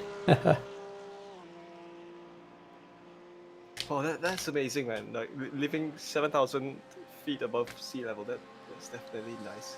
Yeah, but it's high desert, so it's still pretty dry. We don't get a ton of rain, but we do get snow, obviously. Yeah. Now the one thing you can't ever complain about here in Santa Fe is the weather. Very, very nice. That's great, man. That's really great. Isn't there an SUV that's named after the city? There is the Hyundai Santa Fe, and strangely enough, I owned one of those once for a short period of time, about a year. So yeah, Right. not a bad little car. Oh, that's nice. And if well, the thing about... Sorry. No, I was just gonna say, because where you're at, I know it's pretty humid. You're obviously in Singapore. You're right there by the water. Oh, yes. So I know it's warm. I know it's humid. Because I know, the Singapore Grand Prix, they always used to say that it was one of the toughest races for the drivers because of the heat and the humidity. Yeah, and it's a good thing that they don't do it in the day, because if it's in the day, you'll yeah. go crazy. Yeah, I can't imagine that they would be able to physically do it. Because you'd see these guys that are in, amazing shape. And they get out of the car after running, an hour and 45 in Singapore. And they are just spent. They are done. Yeah, I can't imagine. One thing, like I said, I grew up in Las Vegas, and it's extremely hot there, right? This is the desert. So, 115 degrees outside is nothing. It's pretty normal. But it's really, really dry. There's very little humidity. So it's not... I spent a week in New Orleans, Louisiana. Oh my God. Wow. It change, right? Yeah, it's like 95 degrees and it's 100% humidity outside every day. It was horrible. It was at a great city, fantastic place, but oh my God. You'd walk outside of I walked outside of my, in a suit, my hotel room to get a cab in the morning, and by the time I got the cab, I'm like drenched in sweat. Day has just begun, and it's horrible. I don't know how people do it. Yeah, well, I think the thing with humidity is it kind of exacerbates the heat. You just get sweaty and dirty. And just makes it worse, and it's draining, really, really draining. Yeah. On your, just on your body and your energy. Where's you at? Looking at Carroll, isn't last lap time 2:21.7? Still putting in good, solid times. Yeah, very, very great lap time. I think also, of course, the best lap times that these cars set would probably be approximately 2 seconds faster, but that's also factoring in the weather conditions. Yeah. Perhaps earlier on in the race, you can go even faster because it was or maybe in the in the evenings or at night. Track is really, really cool. A lot of times you set some of your fastest times at night, even though you can't see quite as well. Tons of grip. Speaking of which, let's take a look. Yeah, see, the track has only risen 2 degrees since last time we checked. That was about 45 minutes ago. But it is going up 24 degrees on track.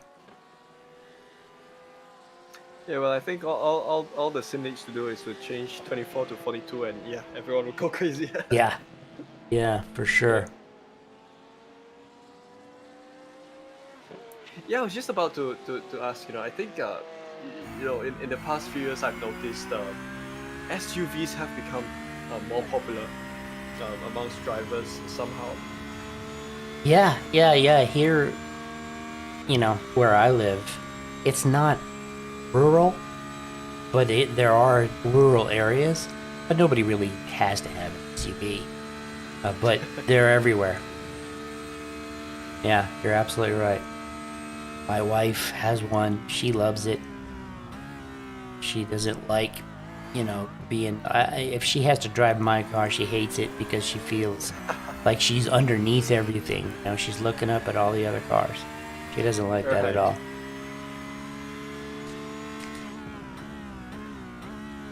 Yeah, because where I live, I think it's only the last 5 years that we've suddenly seen much more SUVs than before. Because it used to be that we've only had like sedans and stuff like that. But right now we've got like giant machines that sometimes it's quite scary when you walk close to them. But Yeah, and you know, you're talking Singapore, a city that nobody really needs, you know, an SUV. Nobody needs an all-wheel drive vehicle, but that's what people like.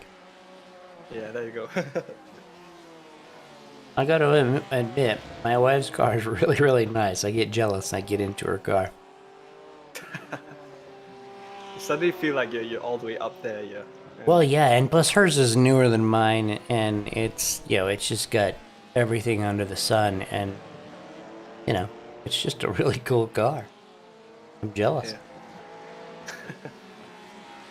You can probably string a bicycle on the roof or on the back. Yeah, yeah.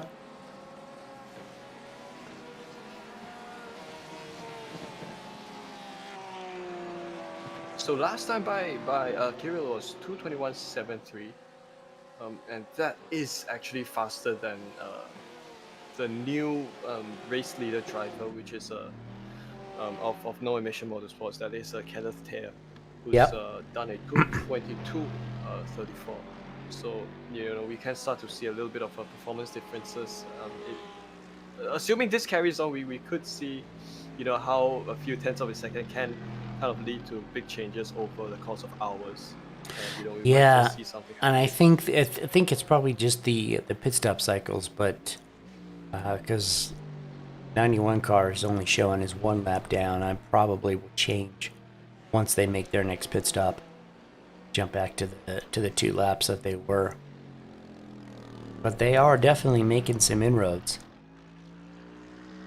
which is what you want to do. You want to put, you know, because the leading car, they've got spotters. They know exactly what lap times the guys behind are doing. They're watching that.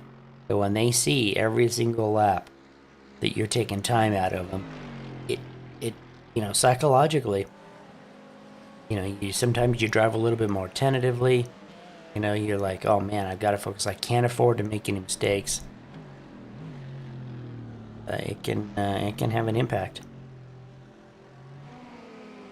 So the OBA, you know, one boy story guys are doing their job right. Yeah, most certainly, and you know, it's not always easy to kind of be consistent. You know, it's one thing to be fast in a sprint race. You know, all you have to do is just push, but you know, push knowing that, you know, it will all come to an end in like 40 minutes time. But that's not the case in endurance. You have to factor in a lot of things. So, you know, oftentimes the best strategy would probably be that, you know, in the first moments of the race, you can afford to lose some positions, but try to make up for them with consistent, safe driving, and those things will really pay dividends as you progress to the later stages of an endurance race. Exactly.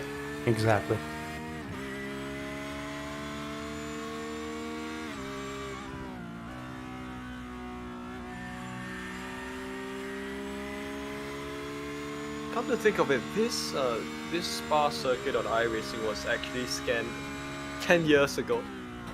Yeah, I think that's why you also see the curves that are still red and white instead of red and yellow as you see today.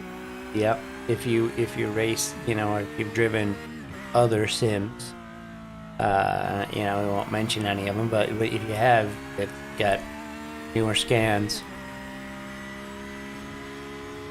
It's a little bit different. For the most part, though, this is still one of my absolute favorite tracks, bar none.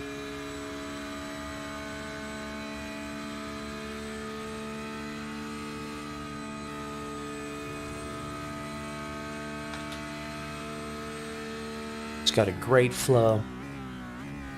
It's fast. And, you know, I've heard commentators, I think real life commentators, mention this before. And, you know, there have been several times throughout races where I've actually thought about that. It's a circuit where you feel like you're actually going somewhere. You're not just driving around, you know, at a racetrack that they, you know, paved out in the middle of nowhere. It feels like you're actually going somewhere. Which is true, because back in the day, you know, it was through the, you know, like a lot of circuits, it was through the various roads that went through different towns and villages, and this place was a monster back in the day. especially this camel straight, you used to be able to just kind of drive straight through into those villages behind. Unfortunately, you can't really do that nowadays. Those are now public roads once again. Yeah, and I know that the guys were asking some trivia questions. I don't know if you heard them or heard them talking about some of them. But when did they actually change that to this now shorter circuit? What was within a decade? When did they change that? It must have been in the 70s, right?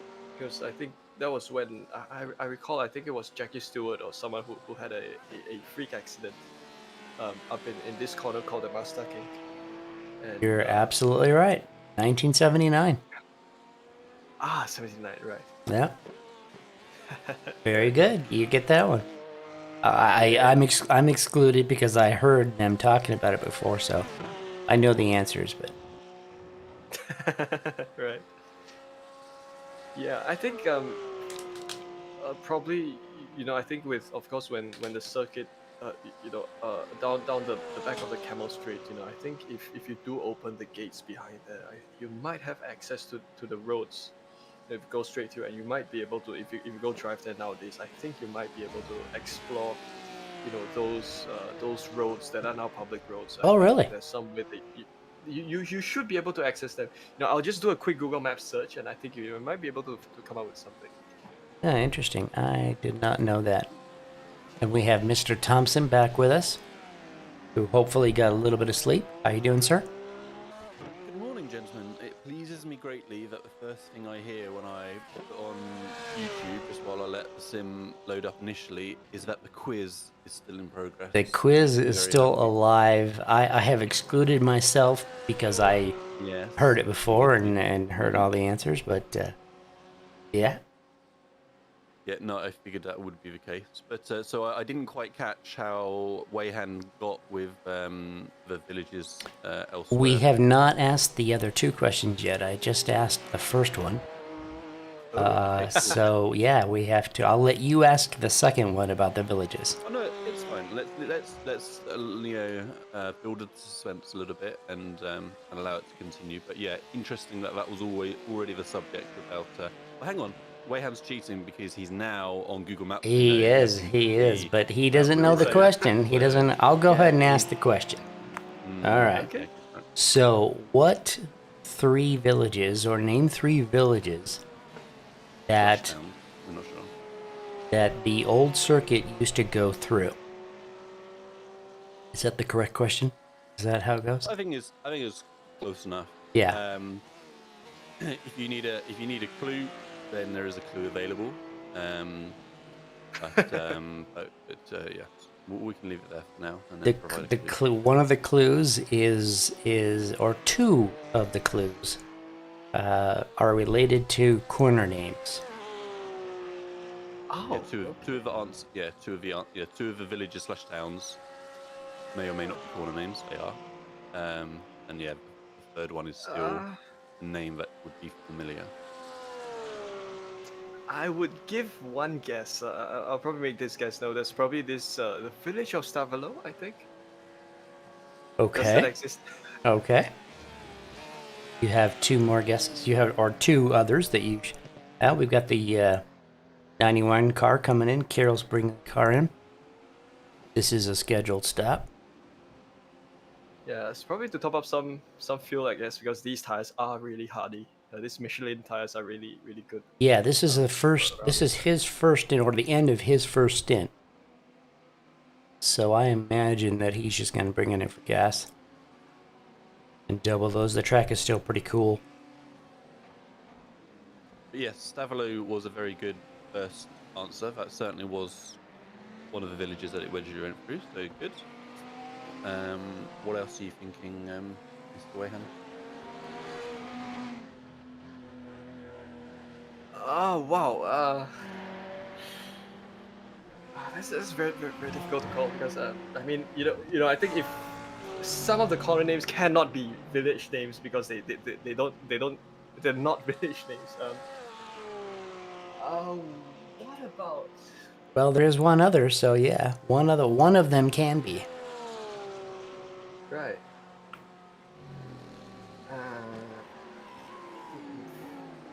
What about Puhon? Okay, interesting guess. But no, the other corner name was that was also a village, was Malmedy. So that was Oh, the other Malmedy, one. right. Yeah, and then so there's a third village slash town which say isn't a corner name, but it's a name associated with the circuit still, and that's the third village or town that used to go through. Oh yes, village of Francorchamps, correct? Francorchamps. Very good, very good. Yeah, excellent. Not too bad. I am concerned that Weihan already had Google Maps up. Yes. I was close. I closed it. I have closed it since. So we've got a driver change here. Dimitri has jumped into the car, and they are taking tires. So Kirill only ran one stint. That's interesting. Okay, cool. So have we got much to report since kind of middle of the night? I'm slightly disappointed, I have to say, to be looking at the commentator note sheet and I see there's been no new entries. Yeah, nothing really has happened. No. Okay. All right. The 92 did have a. The 91 did have a couple little small spins, little half spins. Nothing major. No. Still in that second spot. Yeah, nothing. They had a couple of little bumps with other cars, lap cars. Nothing major, nothing that turned them around or anything like that. So it's been fairly par for the course throughout the night. Okay, good. No, I'm glad that it wasn't forgotten about. There was just nothing, nothing worthy enough to. Yeah, nothing major. See the 92. Are they still? They're still running, aren't they? Yeah. So the 92 is still running. 26. They're still going. They're running fairly decent lap times. Now, I guess. Yeah, 23.9 last time. So when I last left you guys, they were still 7-8 seconds off the pace, something like that, I believe. So. Yeah, the last driver was running consistent 21s. So so there's pace in the car. We were saying, it's just such a shame that they had such early troubles. Yeah, and I mean, we've still got a long way to go as well. What, 6.5 hours as we're on that, 430. So, yeah, it's still plenty of time. So, it could still be looking at, a top 20. Yeah, anything can happen. Exactly. That's why it's commendable that they've kept going. Never stay, die. And obviously, the 91 we saw just come into the pit. So, do we have any kind of sense as to if we think they are? Obviously, they're now 2 laps down on no emission. So, do we think that no emission still are kind of due their next stop to kind of balance things out? Or I guess we've probably got. They seem to be about a half stint out of step, pit cycle wise, with the no emission guys. But they've stayed. They've been 2 laps back for. Since the middle of the night. So. They haven't really gained a whole lot, but they haven't lost anything either. So, if no emissions has any kind of a problem, they'll be there. One thing that of note is that both the 92 and the 91, and also the no emissions car, they've all had to do their drive-through for penalties, incidents. Okay, the incidents. Okay, cool. Good to know. So again, they're both kind of so it's kind of nulled it. It's kind of nulled it out. They've all had to do it. Cool. All right, excellent. Good to catch up a little bit, and good to see the 91 car still there running strong on the podium. But DSRT are 2 laps further back than One Boys, right? Yeah. Okay. So, looking pretty comfortable. Cool. And they've got a nice buffer behind them, so they're really just running, hoping that something happens to the no emissions guys. Yeah, for sure. But anything could happen. And so, how have you found the broadcast so far, Wayhan? Thanks for, along with Dennis, looking after kind of the dead of night sort of thing. It's looking very different now in sim compared to when I looked at it at pitch black, dead of night, and now I can see we're well into kind of morning. How have you found covering the session so far? Yeah, well, I'll just tell that it's hot as hell here. Oh man, that sucks. Yeah. Luckily, I'm sure it's more humid and unpleasant where you are than it was here, regardless. But yeah, luckily our little heat wave has eased off for a week or so now, at least. So yeah, we're okay. That's great to hear. Yeah, the last time I spoke to Alex, he said that it was really, really hot there. Yeah, we were doing 30 degrees in the shade sort of thing, but it was sort of a week of it really.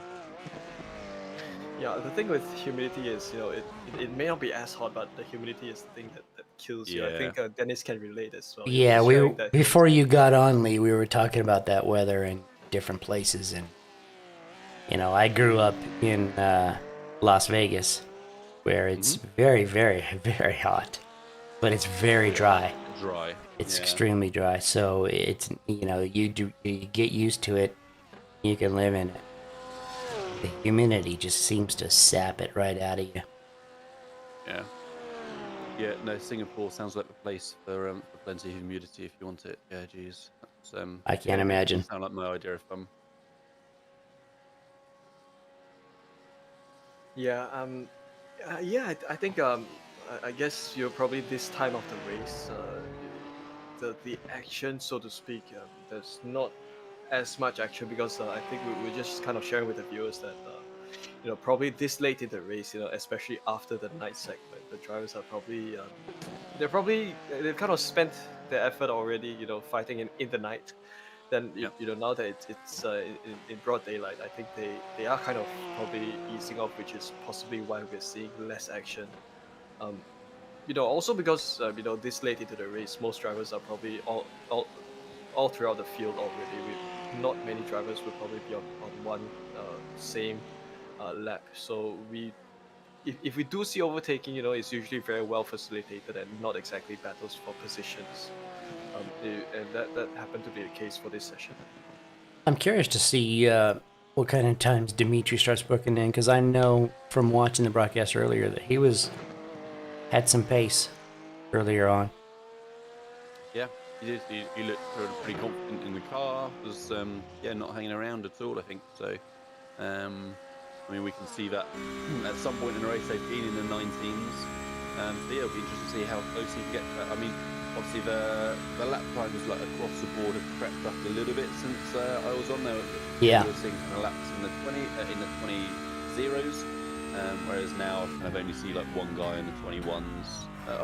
There is 120 in there, to be fair. So the track's still got that potential, I guess, if you got the right driver in there. Yeah, but you're right. Most of the leaders have been running 222s. The 91 car has been doing 22s, at least with the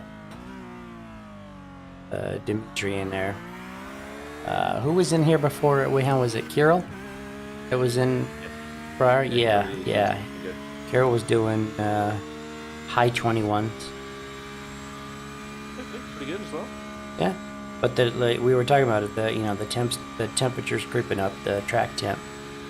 So things will slow down a bit. And I did see you brought the weather panel up a second ago, but I just missed what time it is kind of in sim at the minute. I'm guessing it is. Let's take a look here. Morning or something. Yeah, it's a little after 10 in the morning. Yeah. 26 degrees though, so we were looking about an hour ago. It was 22. So. Okay. Yeah, seeing it creeping up then. And Dennis, obviously, we don't tend to hear your voice on the commentary so much, even though you look after a number of our actual broadcasts. Like, how have you? Yeah, I kind of enjoy it. This is the first time I've done any commentating. I kind of enjoy it. Okay, good. Well, there you go. You may find that opportunity arise more. Yeah, that would be that'd be fun.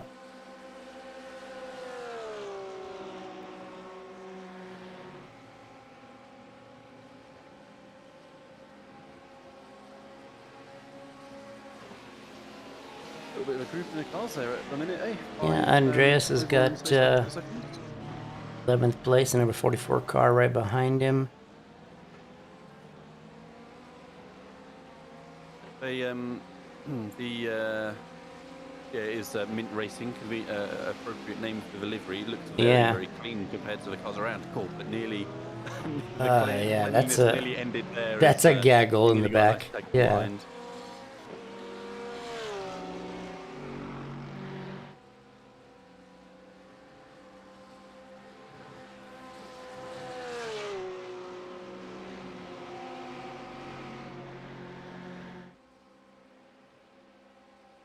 So we are going to approach 6 hours to go in this race, so that will mean that 3/4 of the race will be done, which kind of leaves the drivers with less time to, I guess, strategize any big moves that they want to make, or those kind of long-term moves. So yeah, I think right now everyone's just doing lap after lap, and just ensuring that they keep their car on all fours, which I think this approach becomes more important towards the end of the race, where you just want to finish in one piece. Yeah, and it's, been just my personal experience, but you tend to see, more people falling off throughout the night. But once you get out and, solidly into the morning, you don't see quite as many big offs and people making big mistakes. The ones that were going to make those mistakes, you kind of weeded those out, and now it's just about racing it to the end.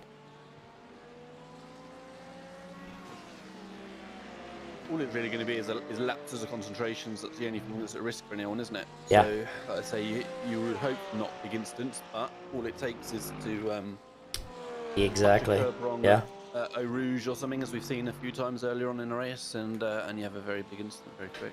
Yeah, we had been talking about that just a couple of hours ago, and the 91 car here, they had 2 of those, just little lapses, nothing major, no big spins, but little half spins here, and that's all it is. It's just a little lapse in concentration. These guys are getting tired. They've been up for quite a long time. Even if they have gotten some rest, it's still a long haul.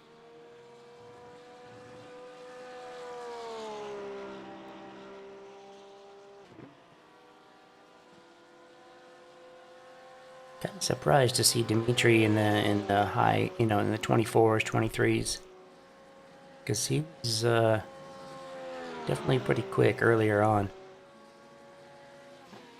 Yeah, maybe it's just going to take him a little time just to kind of get going and get back in the groove, and so guys have been working on this for a long time now, as we say, so far into the race, like Weihan said, nearly that 3/4 of the way mark. So we'll see if he's able to get to the same sort of pace that he did before, or if he's kind of struggling a little bit, with sleep patterns and that sort of stuff, and he's having to just kind of take it much more steady. We'll see. Yeah, you're right.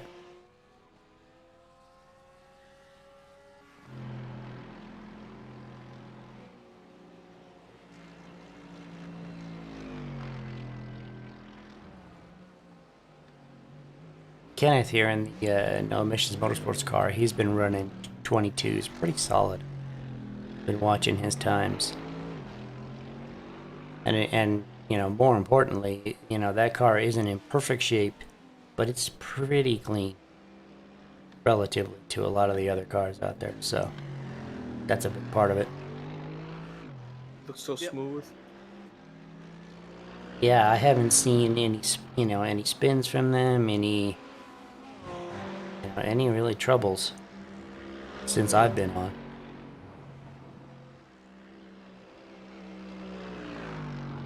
Lee, I was just sharing with Dennis that I'm really envious of how these cars are now taking the exits really wide, much wider than because I've not been driving for some time. So the last time I drove on Spa, I couldn't use those track limits as they are able to now. And, same. I'm in the same boat as you.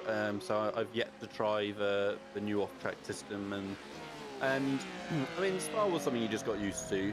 You kind of figured out where the limits was as the 92 comes in for their schedule stop from the looks of it. But yeah, as you say, there was a handful of places around the circuit where you just knew you couldn't go wide at all. And coming out of Stavlo there, right? That's one of the key ones that we see. Yeah. And yeah, like I say, we see the guys able to track out a bit wider. It seems like now. So no, I know what you mean, Wayham, for sure. It's good that they finally made some improvements to how that going to work, especially here at Spa.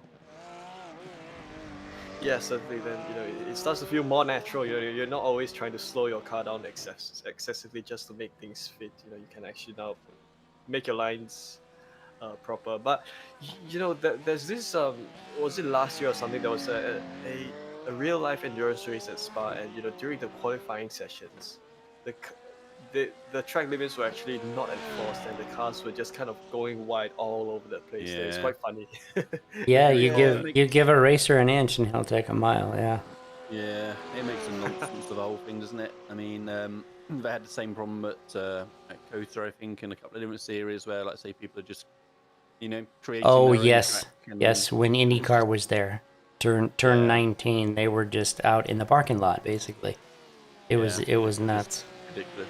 Yeah. So it's an interesting one. I'm not sure.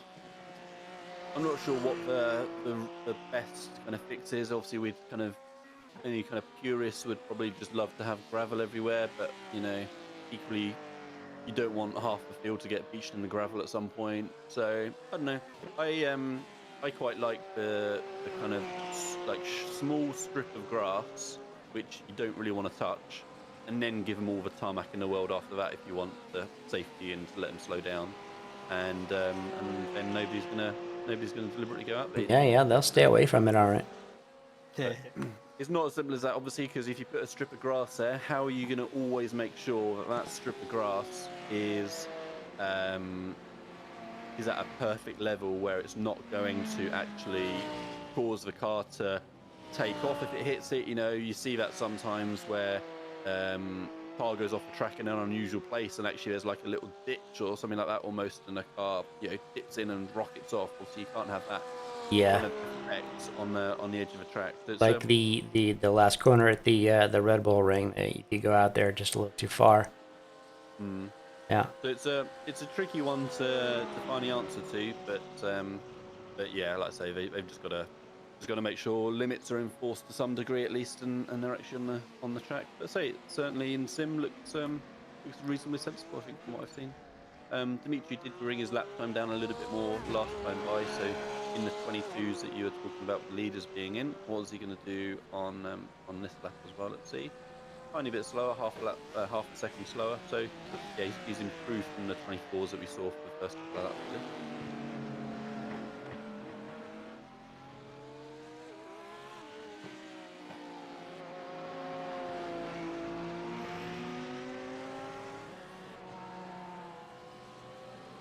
So this is Andreas coming under a bit of traffic in the form of a Lambo behind him. I don't think they're in the same. Lap. No, there won't be. No. Yeah, that's the. Actually, that isn't. Quite see who that was. But no, they're not on the same lap. Yeah, but the thing with endurance races, yes, it's nice to drive on your own, but sometimes if you have another car with you, it makes things a little more interesting. Because that is true. That is true. Yeah.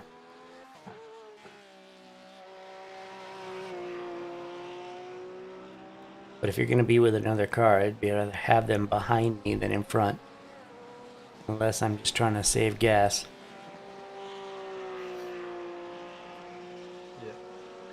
But yeah, sometimes if you're driving in front, sometimes there's the kind of pressure, that you don't really get when you're driving behind. When you're behind, you're focused on trying to make the car in front make a mistake. But when you're in front, suddenly there's a lot of things that you have to juggle. Yeah. You could wind up driving your mirrors, trying to keep somebody behind you. Yeah, I know what you mean. Yeah. So in those situations, sometimes I would prefer to sit behind the faster driver.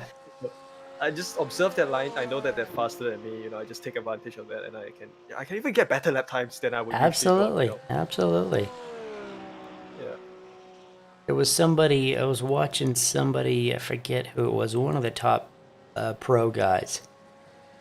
They were streaming, and somebody in the chat asked, you know, what can I do to get better? I mean, it seems like that's a question that could fill a book. But he gave it was a simple answer. He just says, watch better people, find better people than you, and watch them. Learn from the people who are faster than you. Yes, that's very important. I think. I mean, I've been as slow as ever since I started iRacing like many years back. But yeah, I think when you're in the presence of when you have the presence of faster drivers, you tend to pick up some habits that you wouldn't otherwise be able to pick up yourself. Absolutely, yeah. I was privileged enough to be in, and Leo remember this, the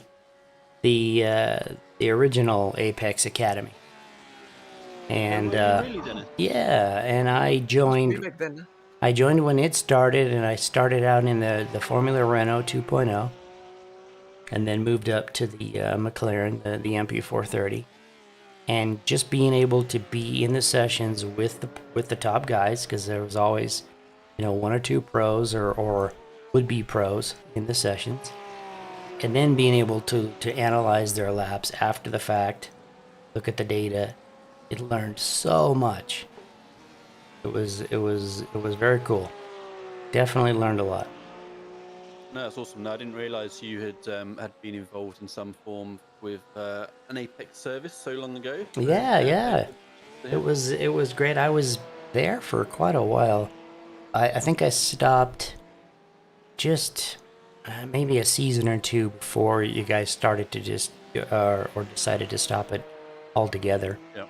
I had been in the McLaren for quite a while through the system, and learned a lot. Definitely got faster.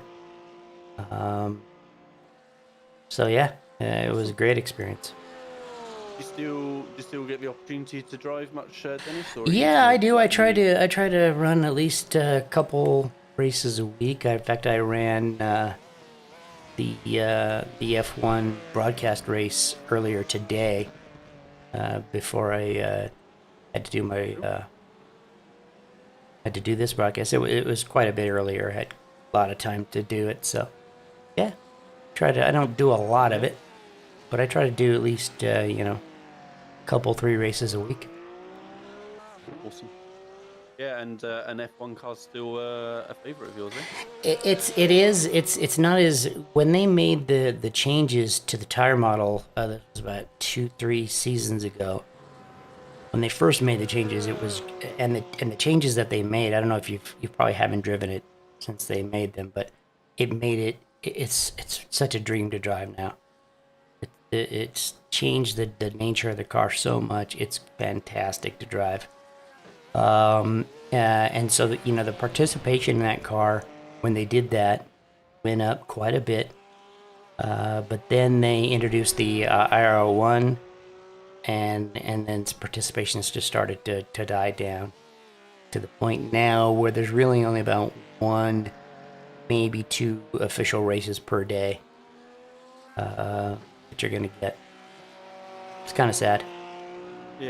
But it's still a fun car, and it's still got a pretty solid little community that still backs it. So it's still fun. And what do you think of the new IRO1 since you're very much I have raced it when it first came out. I raced it, and then I have run a couple of the pro qualifier races. Although I wasn't in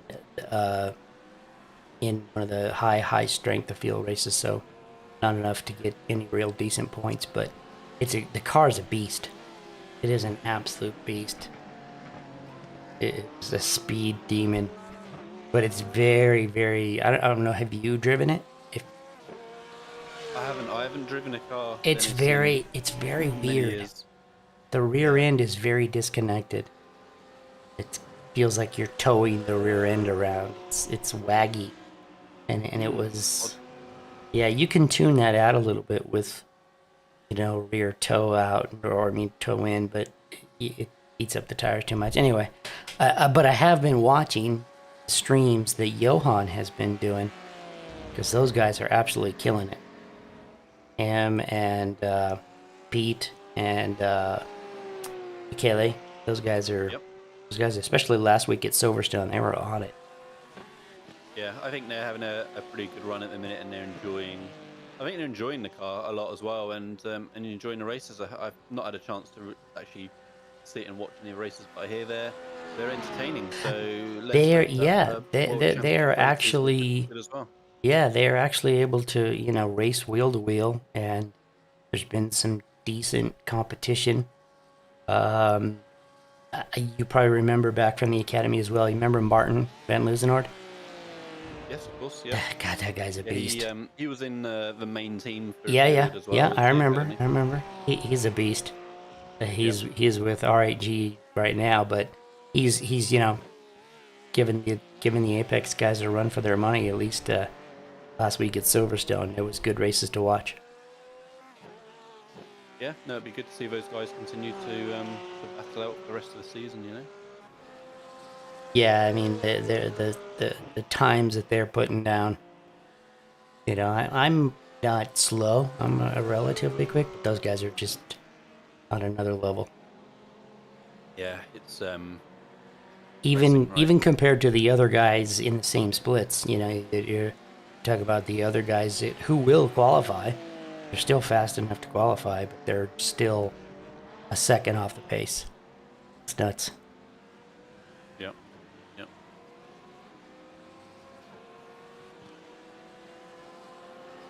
Andreas 226.7, so he's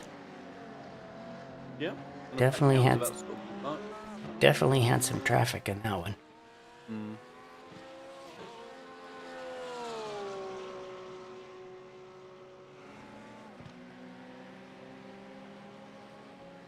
Yeah, and it looks like both No Mission and One Boy Story, the P1, P2 are lapping kind of comfortably quicker than sort of third, fourth, fifth, sixth position sort of cars. So yeah, certainly nothing to worry about from behind at the minute. And in fact, I have a little shout out in inverted commas for DSRT, who Dennis perfectly switched us to as I was going to refer to them.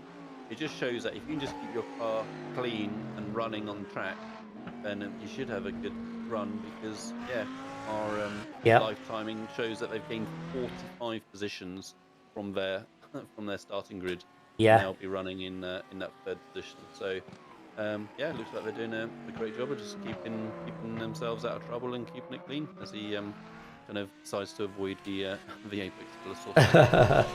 Yeah, but he's avoided a lot also, because I think it was Han who had mentioned it earlier that it's not perfect clean, but it's pretty clean. Yeah, no, it's good to see. There's an opportunity for themselves to get a podium on the to come up to gain that many spots, definitely get a podium. That'd be great. He looks like Dimitri is kind of pushing fairly hard at him, and as he kind of clatters over the through No Name on that one, so it doesn't seem like he's really kind of dialing it back particularly. He's trying to push on, and he got a mid 22 again last time by, so he's still in the ballpark, trying to keep the pressure on No Emission and make sure that they know they can't really take their foot off the gas, so to speak, and keep their progress up as well. Yeah, I don't have the total off track counts for the guys, but I know. I mean, if say No Emissions had to do another drive through, that puts him within a lap. Yep, going to close things straight back up again for sure. Have we haven't had any of the team members jump into Discord, I take it, overnight or anything? No, we had no. Did you guys have that earlier, or did they? No, it's a shame. I was hoping we were going to see kind of a fair bit of feedback and the guys jumping in and out, kind of just generally chat and give us updates on the racing things. But no, they're obviously just focused on their job and leaving us to do the broadcast work. So that's all good. not quite the same lap time that time, by actually for meet you back towards the E4s again. But no, all good. Just continuing on. What's who knows offhand what the next special event is going to be on iRacing after Spa? Oh, That's a question. that is a good question. I do not know.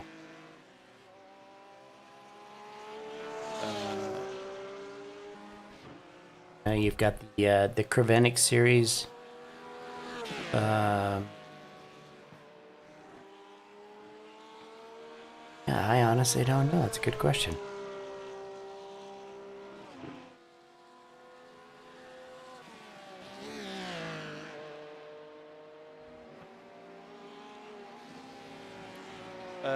Okay, so I believe that after Spa 24, we've got a couple of oval kind of special events. Kind of one at Charlotte, one at Knoxville, one at Darlington in September, and then it looks like the next big event for iRacing is going to be the Bathurst 1000 towards the end of September. So that's a big one, yeah. That's going to be the favourite for Scott Rankin, who was obviously joining us on commentary earlier on. It was great to have him come on board and say he's going to be a very good addition to the commentary team for Apex, I think. So yeah, he's a good guy, yeah.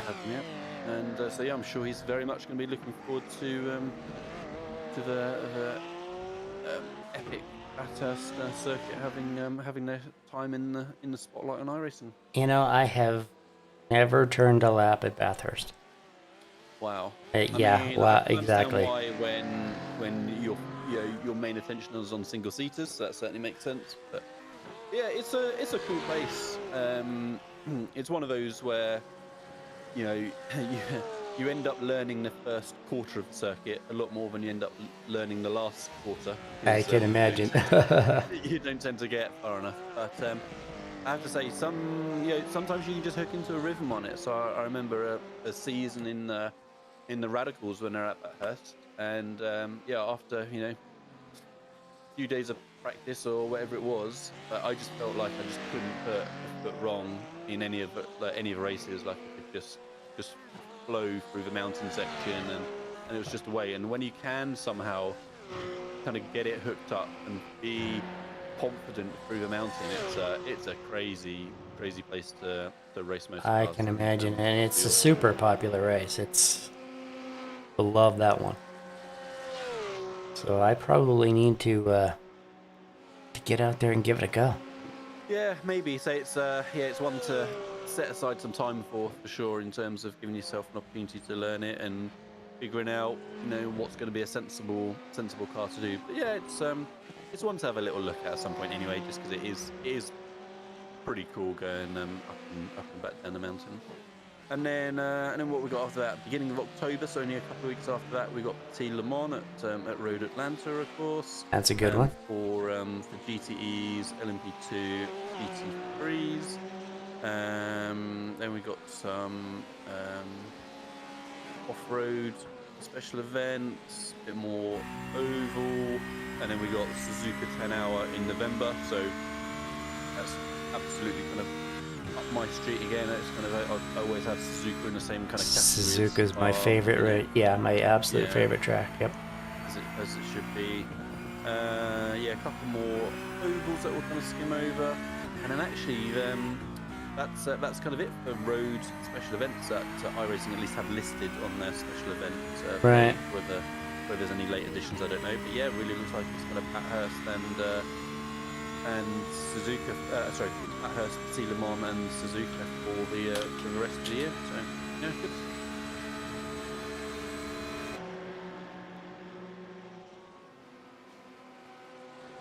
good. Making his way past the Ferrari. Nice and clean, nobody loses time.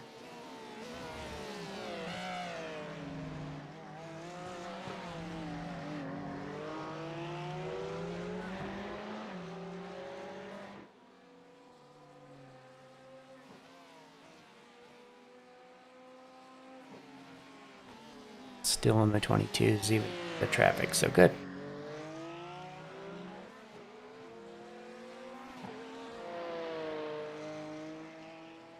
And so about how about yourself, Wayhan? Are you you're not really driving at the minute? I think you're saying you haven't tried out like the instant system here at Spa, or you are, but you just haven't visited the circuit.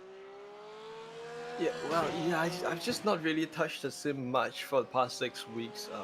I mean, before that, I did drive the regular season, but yeah, I've not really touched it for the past 6 weeks. But I think I should be getting back to racing quite soon.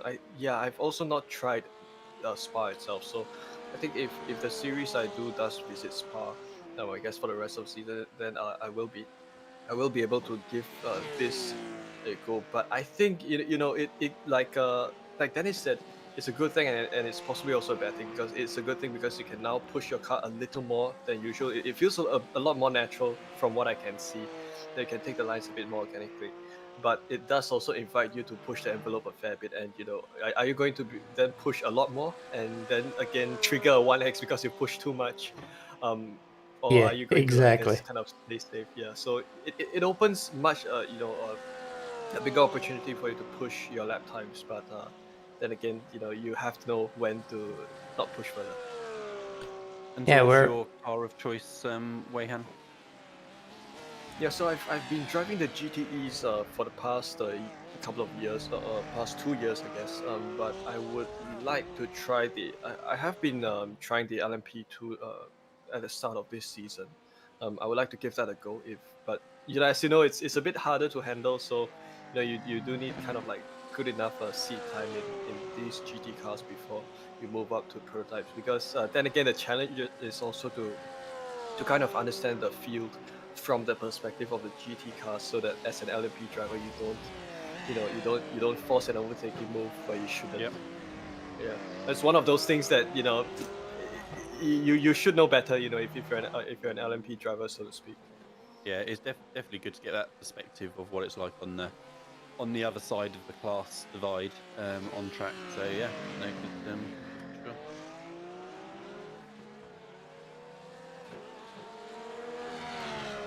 Dimitri still running 222s, nice and solid, consistent.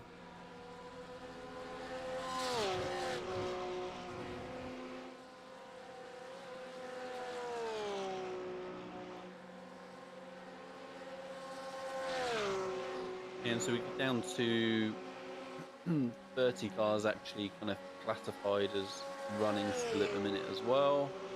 Yeah, car 92 still 26, but they do have 2 cars up next to a set in pit lane, presumably for repairs. So they may well scrape into the top 25 in the next sort of 15-20 minutes, something like that, depending on how many laps down they are. I just noticed as well that I can see Elysium Racing in 19th. I was just looking at that. They've been in there for 13 minutes. Yeah. Yeah, and I mean they were fighting at the sharp end earlier on, sort of top 5 sort of positions. So obviously they've had a real tough kind of end to the night stint. It looks like for them. So it looks like they're just going to be trying to survive the rest of the session. Car and Gas Puhan, they've been in for almost 9 minutes too. So I love the team name. Yeah, there's definitely spots to be had.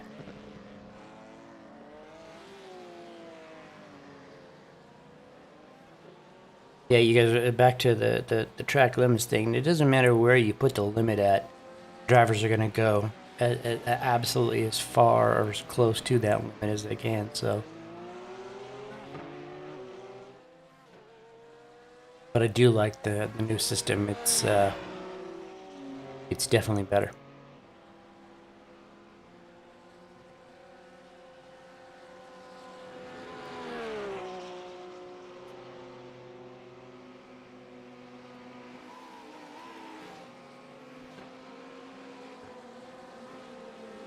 How are they looking for traffic the next little while? Dennis, we'll have a quick look at the track map, see how they're going to be open for minutes or so. And Dimitri has got and just one car ahead of him, and he's got a little bit of clear track.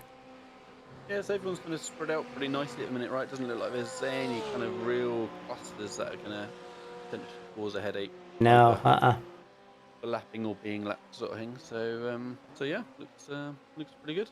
See if he can clear the car in front for Kimmel Straight, but he can't this time. And then yeah, and then add a bit of breathing space again, as you say.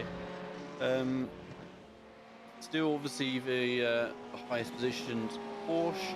It's interesting to see that the two Lamborghinis now have jumped up to third and fourth. Not a huge amount of them left in the session, just 4, I think, at a glance. That look like they're still running. And yeah, to have 2 of them, third and fourth, pretty good. And then we are a cluster of Ferraris then after that, taking up the rest of the top 20. I'm surprised to see that many Ferraris, actually, because it's always, for so long, I mean, it's one of my favorite cars, but for so long it's just been, VOP has just not been kind to the Ferrari and the tire wear. It's always been eater of tires.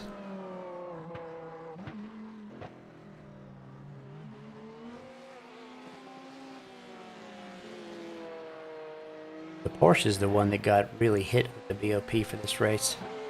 What did they get? They got like 15 kilograms and... it makes sense because it was certainly strong, wasn't it? As definitely. As is expected, because it's the most recent car, so you've got to give the new car a bit of an edge. Yeah. Jumping in. Completely understand. But yeah, they've really tried to balance it out for this event. Then I wonder. I might have a quick sneaky glance at the top split out of curiosity to see actually kind of what was the car of choice for. It's for the BMW. It was the BMW. Most of the top 10 is in the BMW. Yeah. Interesting.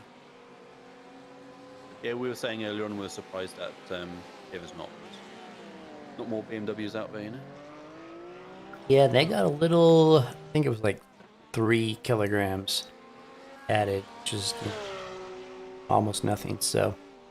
Yeah. Speaking about BMWs, I know that I understand that Dennis is a huge fan of BMWs. Yep. I would have loved to see the M6 GT3, the previous generation GT3, on the iRacing service because at least on other sims, that car feels monstrous. It's big like the M4, and it's louder than the M4, and the feel is you're in a very powerful car. I would have loved to see how it would have fared on iRacing against the other cars.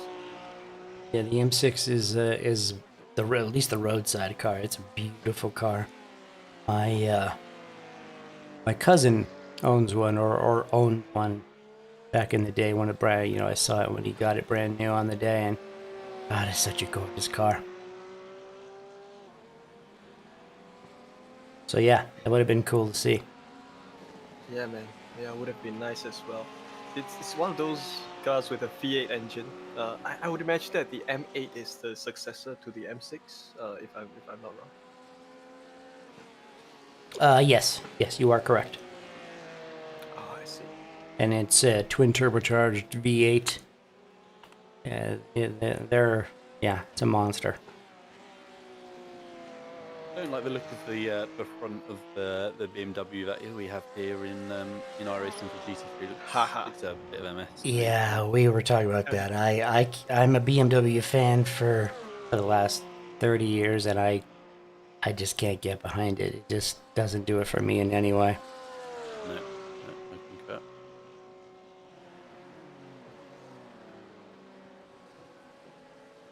Yeah, unfortunately, an M6 here would set us back close to 500,000. Yeah. I think about motorsports in our countries. No, that's why it doesn't exist here. Yeah, and I know. I don't know exactly what the numbers are, but I know that the import taxes are just huge for like a car like that. It's just. Yeah, it's there's this whole this whole array of taxes that we kind of have to pay before we get our hands on a car. Yeah, that's a shame. It's crazy. It kind of puts us off buying cars, but it does kind of keep traffic here under control, which I guess is kind of a good thing. Well, but you guys have decent public transportation, right? I mean, it's so most public transportation in the U.S. sucks. You know, there are places where it's not bad, but for the most part, it's just because everybody loves their car, and nobody wants to give it up.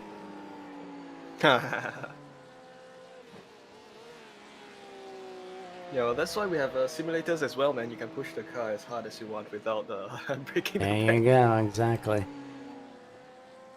So the 91 car, they had been running in the 25s and 26s. The last up was a 23 too, so I don't know if they just had a bad streak of traffic laps or doing better. Yeah, definitely looks confident on that last one to face the match kind of face at the front of the field for sure. Mm-hmm. No emission Yep. in the pits. There we go. Switch to it perfectly on cue. So And let's see if yeah, Kenneth stays in the car. He's been in for a couple of stints. So let's see if he looks like he's gonna stay in the car.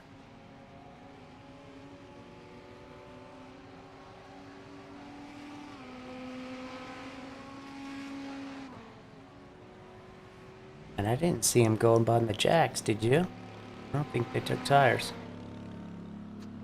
No, not what we saw, I don't think. So yeah, just to top up the fuel. Like I say, no driver change, and away we go again. Yeah, it looks like sort of 6.5 minute sort of gap is sort of marker that they're looking at a minute between no emission and the car 91 and One Boys Story Racing Team.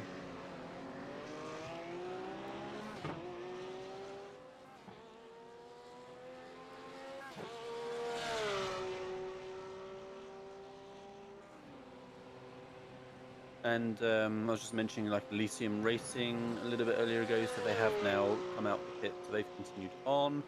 And I was saying about the car 92 having a couple of pitted cars in front of them, so they've actually cleared one of them now, so they're up to 25th. That's a top 25 position for the moment. And then so they've still got one more in front of them, which they'll be presumably leapfrogging. Yeah, Car and Gas Puhan's coming out right now. They've been in the pits for 17.5 minutes, but they look like they've got it going, so...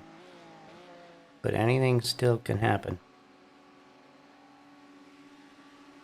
And the SRT in third place in the pit at the same time as well.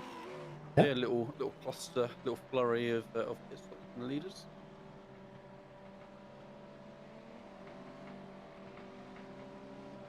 Marty Racing Team Green, they've been in there for almost an hour. So they've got some serious issues.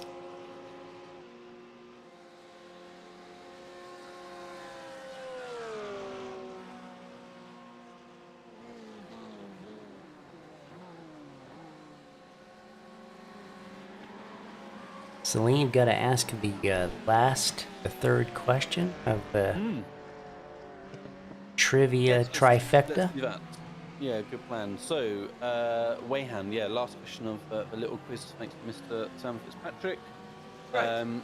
Obviously, we know there's been many little tweaks to the Grand Prix circuit of Spa, like over the last sort of few decades, but comparing the old giant circuit, historic circuit, to the modern version, what is your guess, sir, for when the Grand Prix circuit, as we roughly now know it, was first introduced? What decade do you reckon it went from that 15-kilometer monster to the type of Grand Prix circuit that we have now?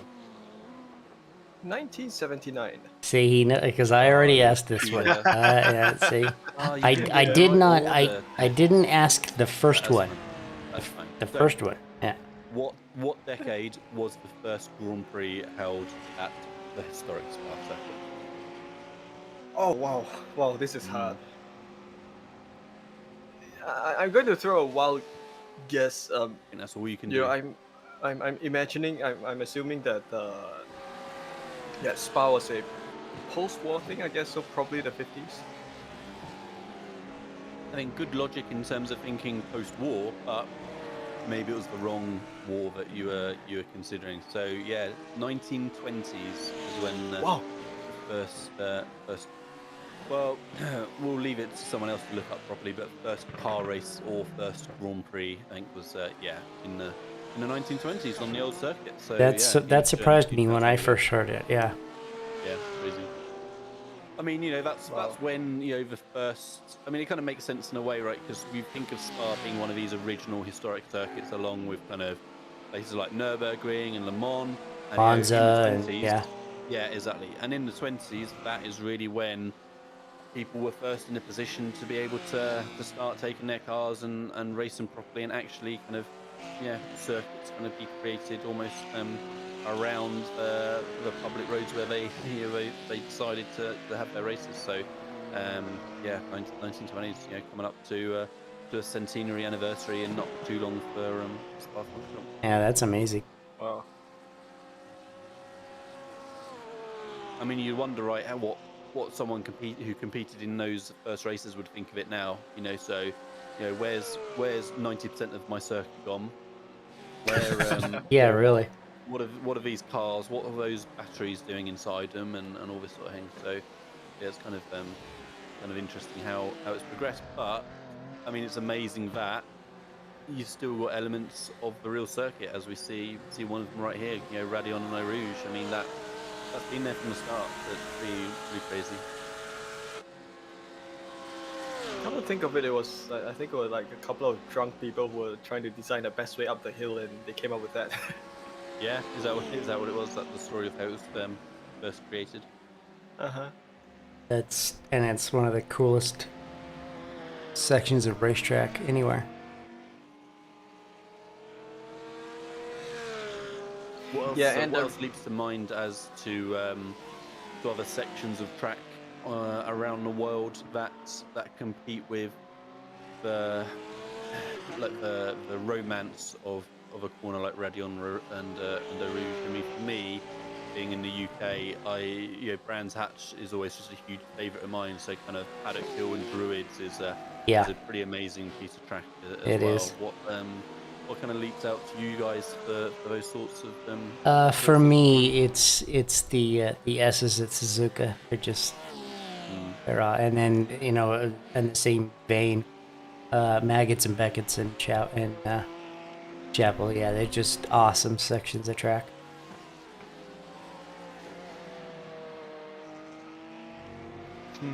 So, it's, I think some corners that would probably come to mind first.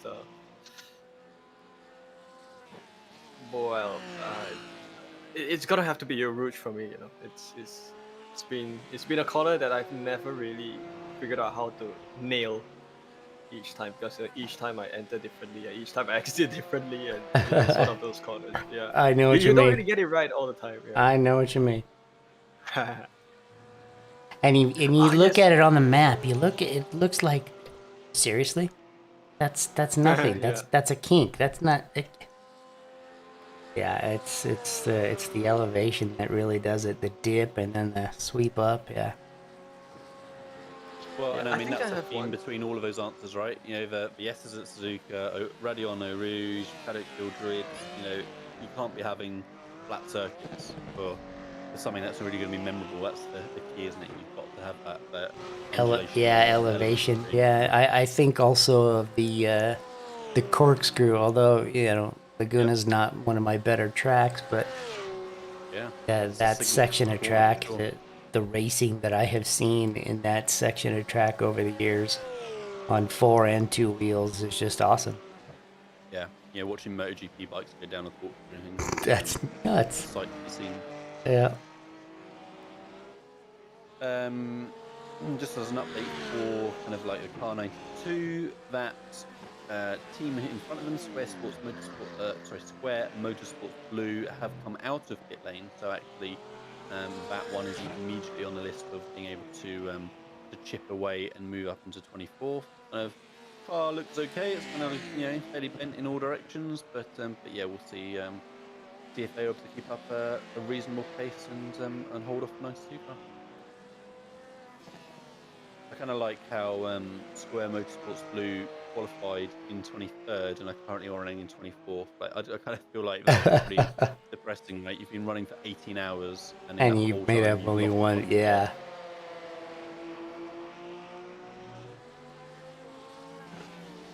this is a lap car that's evidently trying to get a lap back.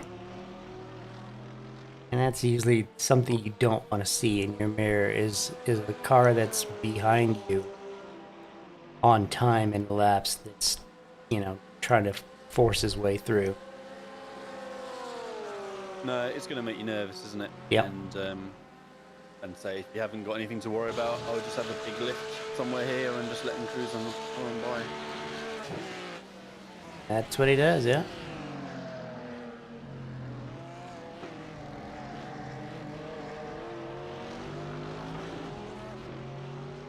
Nicely done there. Certainly, I think. There's the leaders. Just let the car pass. There's the leaders right behind him.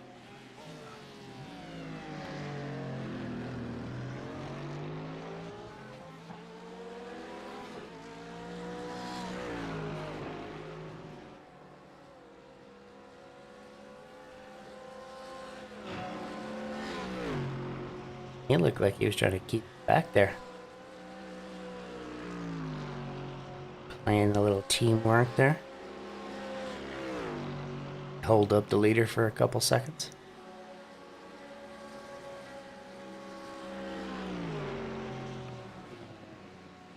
Ooh, yeah. No, that was close. Yeah, he snatched a rear brake.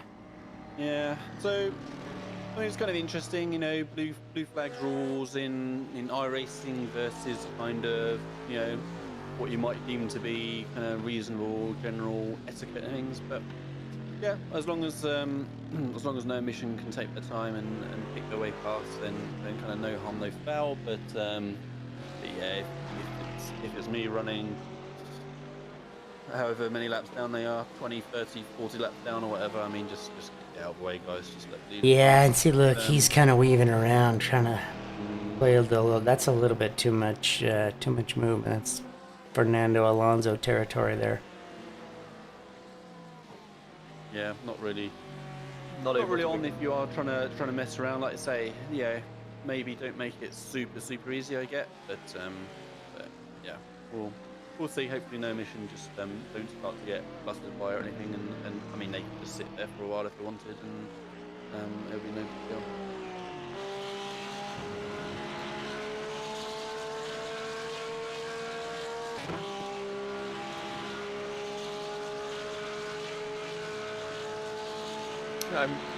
I do notice that they've not used they've not flashed yet the headlights, so you know I think that's yeah, that's true. Yeah. Yeah. There you go. Okay, so is this going yeah. to work? Oh no! Come Oh, on! No! Yeah. No, that's so. Oh no. Not acceptable. I'm afraid for the 92 there. Like it's like I said, there's one thing of trying to support your teammate, but we're deliberately trying to take out the leader as far as I'm concerned there. And that's not cool.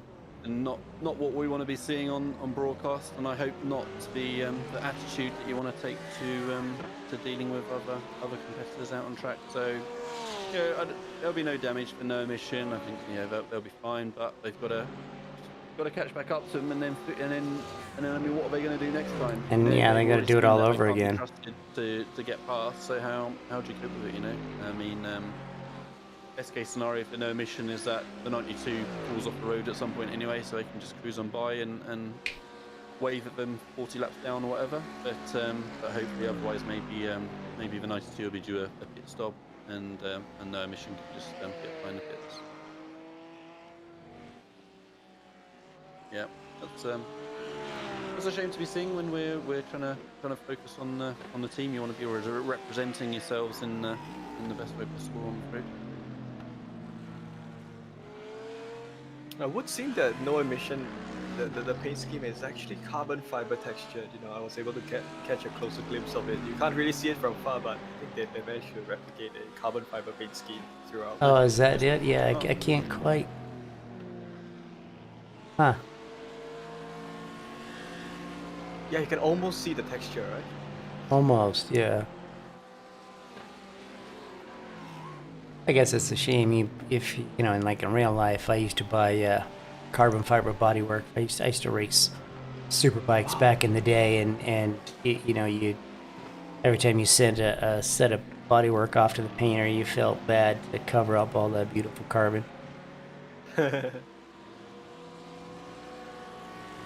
Yeah, well, gone are the days where you can just slap on a carbon fiber body panel and kind of use that as like the centerpiece of your car, I guess. But Yeah. I think everyone kind of paints over it nowadays.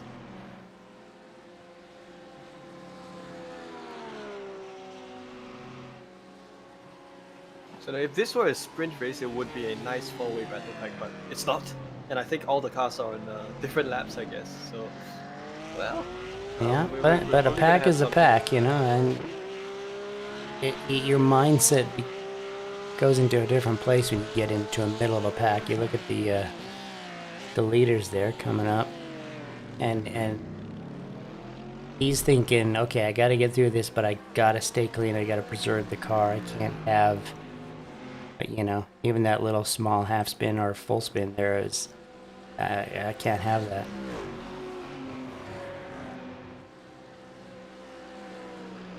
Yep, that was a notice that the car kind of ate the exit of Rallion quite nicely. Yeah. Given that you can kind of hop over that corner a fair bit. So is Kenneth going to make to unlap him? Well, not say unlap himself. He is the race leader. I think he's going to really have to be very patient and wait for a suitable opportunity, because otherwise it's going to be a very difficult move to make. Yeah, after the last encounter, you'd think he's be a little bit more careful or tentative. Or you for your mission, you do the opposite and you just nudge him out of the way. Little chrome bumper, little chrome horn.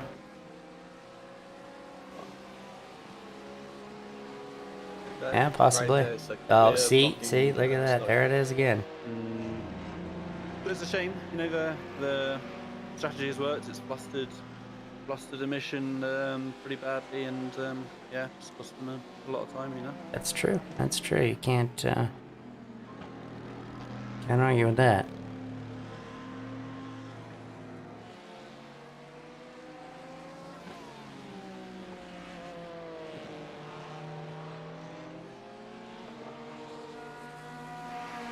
Speaking of GT3 cars, I noticed that we haven't. I noticed that we haven't really seen any McLarens on track.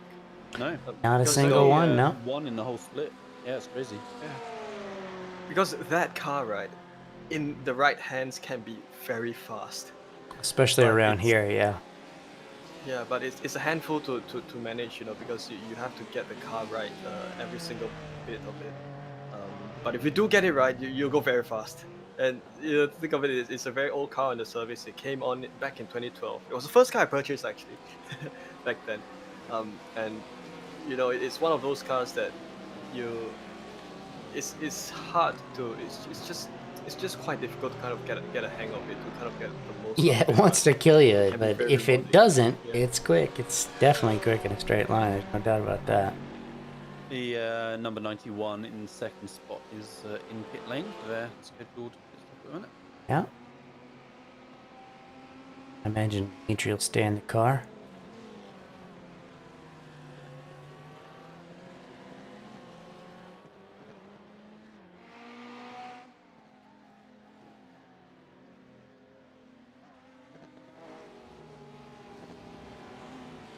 Yeah, definitely worth us keeping our eye on the 92 for the time being, and just seeing how the next few laps play out for you guys.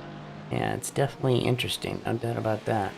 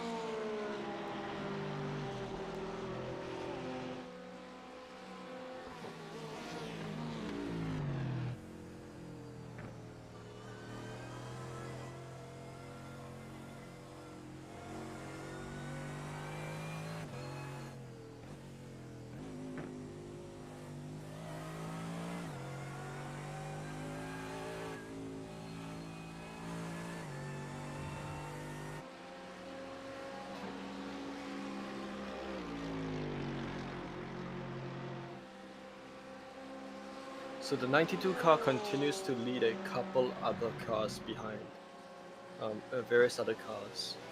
One of them being the Ferrari of, the Ferrari possibly in 5th position. That is yeah, that's the Lemons Le Mans. Wallbangers. Yeah, and they've been back there for a few laps. So yeah, I think they meant to say Le Mans Wallbanger, I guess. Yeah, it's a play on that. It's a meme name, I guess. Right. So that was an attempted overtake by the race leader. You know. Well, it just shows you the 92 car. They do. You know, had they not had the issues that they did, because they qualified well, could definitely be in at the sharp end of the field too.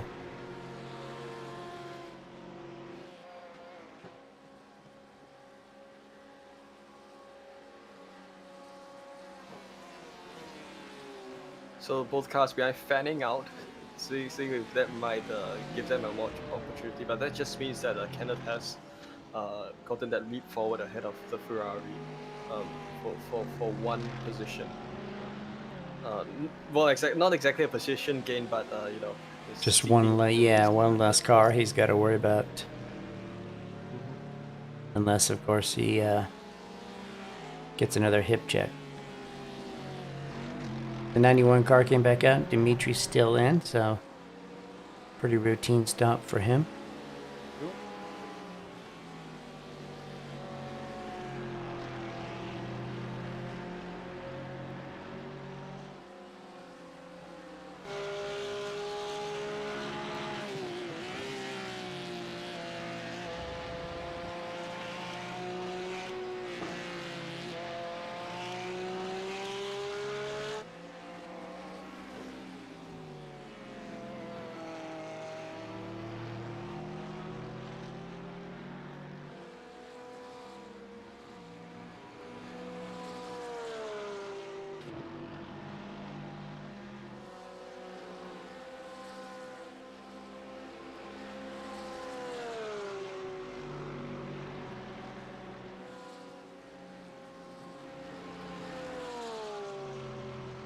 So this drive continues as they go about to complete yet another lap here at Spa, going into the bus stop chicane. And you know, one thing about Spa is that the bus stop chicane has been probably one of the areas of the track that's kind of changed quite a fair bit over the last 20 years or so. You know, they used to have a different style of a bus stop chicane before coming to this simple right-left chicane that they're having. I remember, yeah. The various, you know, watching F1 over the decades, just the various shapes that it's taken.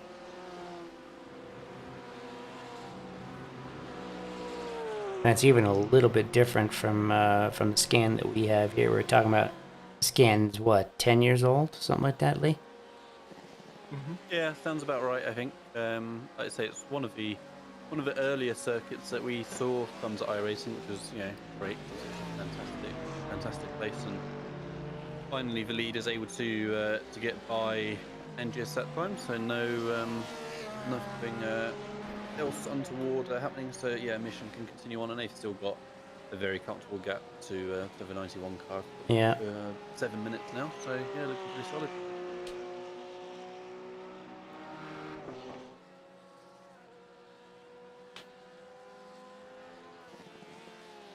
Just looking at the lap counter, we are at, Dimitri is at lap 454, which is, it's quite a massive feat. Well, of course, given this is an endurance race. So he is still 2 laps behind the race leader, but that gap might have been reduced a fair bit over the last couple of moments. So I think, so I think maybe the goal right now is to just push as hard as possible, try to get out of the way of traffic, and if possible, they would also do well to try to close that gap with the first place driver.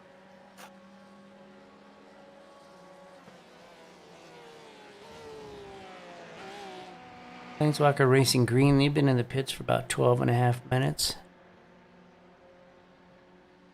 Obviously had some issues.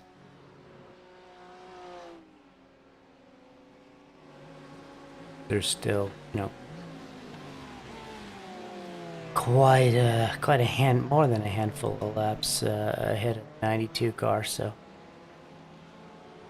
like we were talking about, they need some serious. They need some people to really drop out. Want to move up. Yeah, well, I'd say they might well pick up a few more positions here and there at some point. But yeah, definitely 25th looks like it should be secure if they can just keep their nose clean. They've had that 5th place Ferrari behind them for quite a while, so.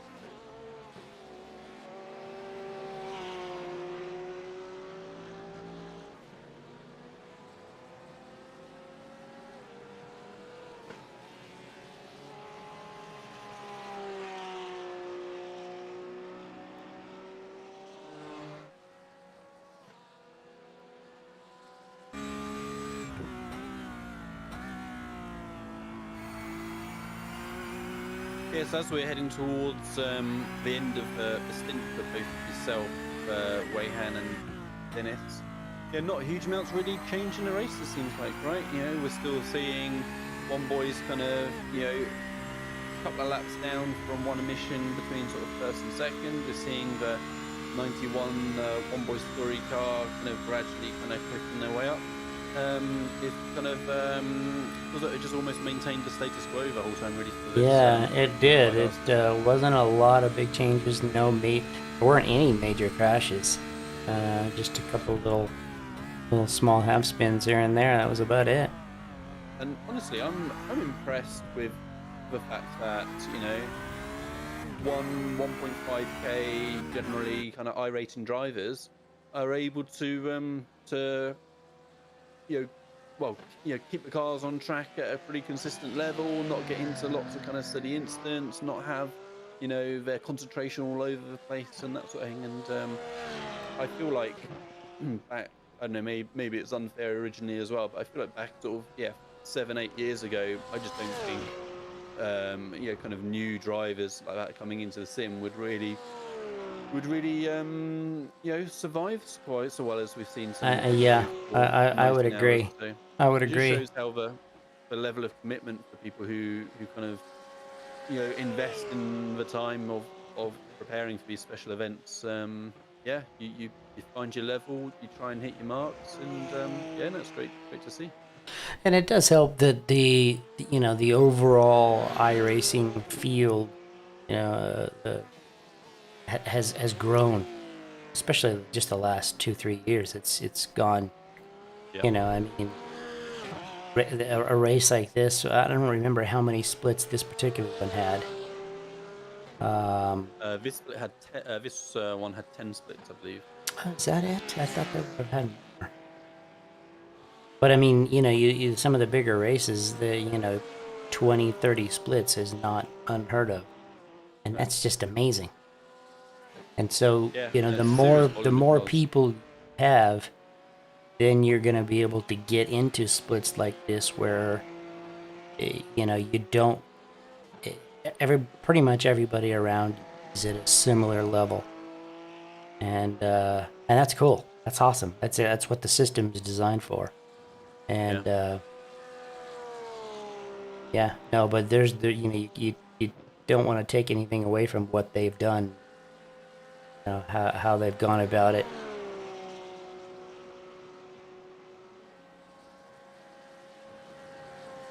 Yeah, I mean, so something I was talking about 6 hours ago or whenever it was is that when I first started iRacing, I mean, so these guys we were hearing earlier on have been in the sim for anywhere between sort of 3 to 6 months for the most part. I can't imagine competing in a 24-hour event with that kind of little time under my belt in iRacing. So no, not me either. Big props to them,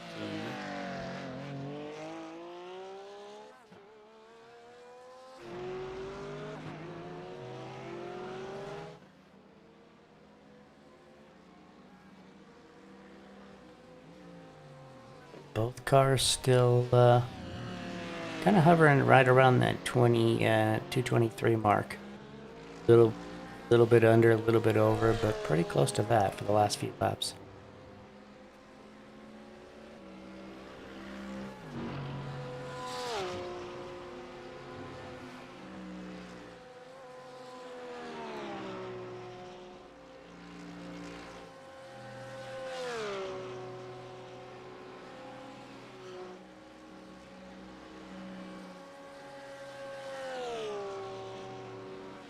Yeah, just kind of scanning down through the timing page.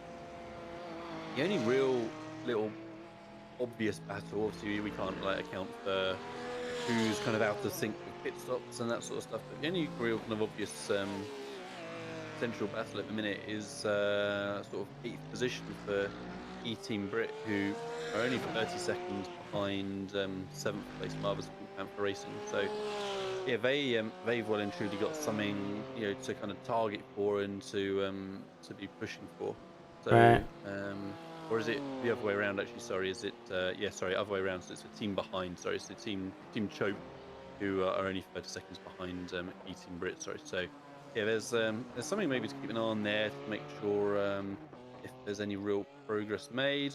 Otherwise, a little bit further down in sort of 20th, we've got like a 48-second gap between a couple of cars. Otherwise, it's yeah, kind of multiple minutes or more throughout the field. But we just won't really know how that will shake out until final pit stops are done. Really, we'll get into the last sort of hour and we see where fuel strategies are gonna end up, and if there are any surprises at the end. Marvel's Panther Racing into pit lane from that 7th position as well. Planeswalker Racing Green, they are still in the pits. They've been in there for 20 minutes, so.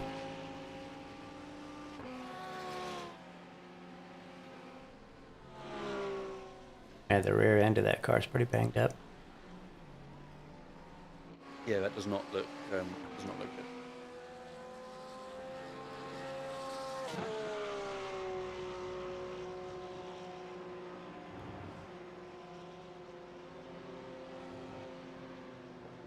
Yeah, lovely wide camera angle shot of them going up the hill. I think no camera angle really is going to give you the true sense as to how crazy a change in height that is. But yeah, this track is gorgeous. Nice to see. I can only imagine being here in real life.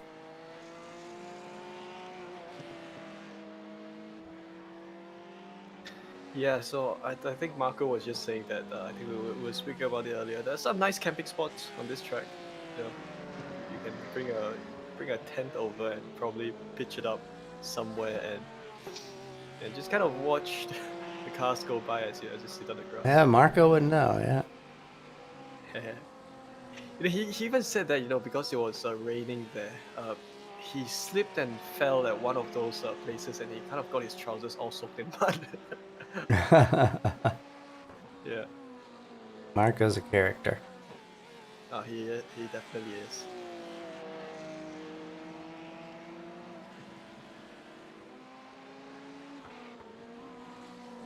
And I think he will be coming on board in about half an hour's time to take on the remainder of this broadcast. So, you know, you guys fans of Marco will definitely enjoy his magic that he'll bring later on later on in the day. Yeah, I can see him there in the background getting things all set up. So we got the 92, I'm sorry, in the pits. Taking tires. Carolus is getting out of the car.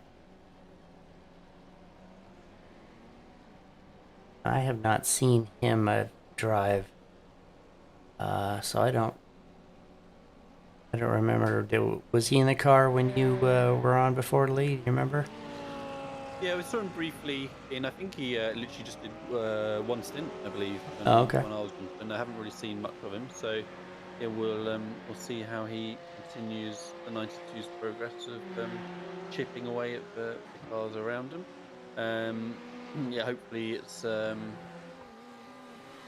little damage that they're struggling with is going to be, you know, quick for him to adapt to, since he's been out the car for a little while, and yeah, get on with things. You can see the teammate 91 in the background of the shot there as well.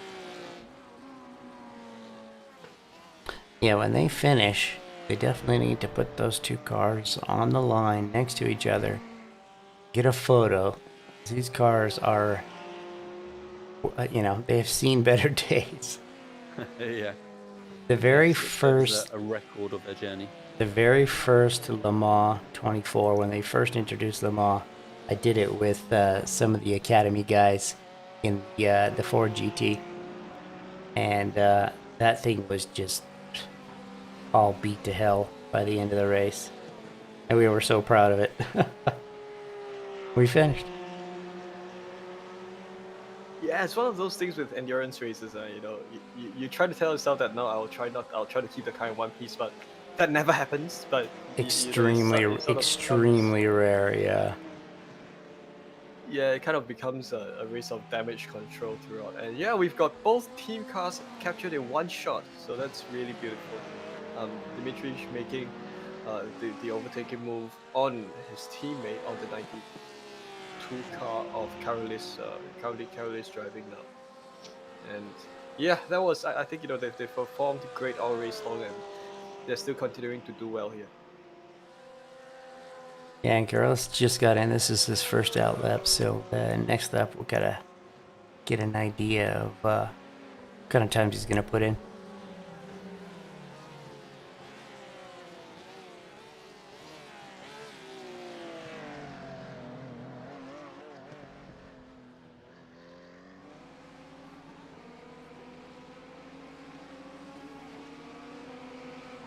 Dimitri's got a couple of cars to get past in front. He's got, I don't know, let's see.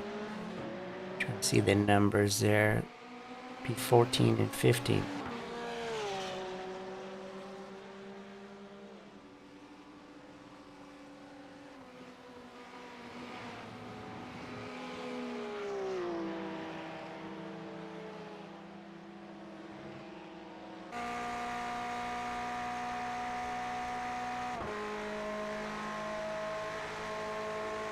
So this is an interesting overtaking move by the 91 car. And that's on the 13 car of Delvo Thomas. So that was a move not for position, but another lapping maneuver. Yeah, and yeah, I've seen him get past those guys a couple of times. So, and that one seemed pretty. The Ferrari looks cleaner.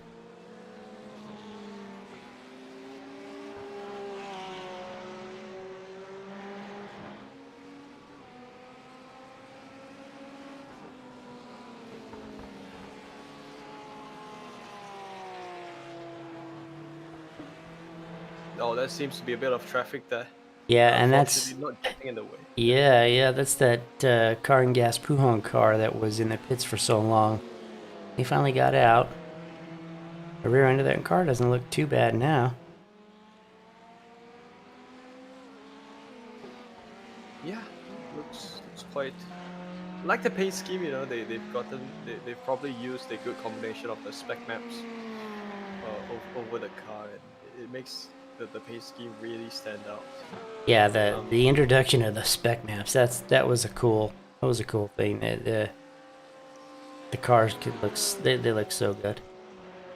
Ah, yeah, they do, man. You can, like, for the first time you can have chrome on your car. Yeah, you know, chrome and matte and the matte colors are so popular in all kinds of different styles of racing. Yeah, and you know, I not that I do now, but back in the day, I used to make some paint schemes for myself, and you know, if only those features were available back then, I think I would have done a lot in you know, kind of making nice paint schemes. But you know, you've kind of seen how paint schemes in sim racing have evolved from, you know, initially it was more like, you know, some representation for yourself and to associate yourself with the teams that you race with. But right now it's a complete new opportunity for corporate involvement in sim racing, you know, just with something as simple as custom paint schemes on cars. Yeah, that is always one of I have neither the talent nor the patience to be able to mess with liveries. I don't have an artistic bone in my body, and I certainly don't have any patient bones, so that was not something for me. Yeah, I mean, yeah, it takes quite a lot of time, you know, especially to work on one paint scheme. You know, you end up, you know, you tell yourself, yeah, I mean, I'm gonna think of something, I'm gonna try to make a pattern out, make a certain scheme out, and guess what? 5 hours later, you have something. You know, once you've created something, you notice, oh crap, I've been spending 6 hours on this. And that's kind of usually how paint schemes happen. Yeah. Yeah. I don't know, but ever since I discovered race broadcasting, you know, I've kind of not painted anymore. I enjoy this more.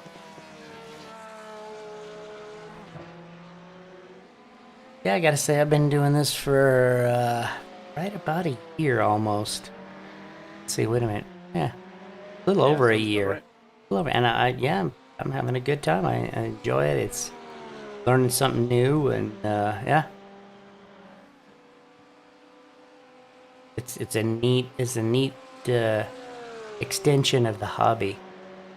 Yeah, it really is. Yeah, and that's the wonders of sim racing. You have so many, you know, one hobby can manifest itself in so many different forms, and you know, you don't.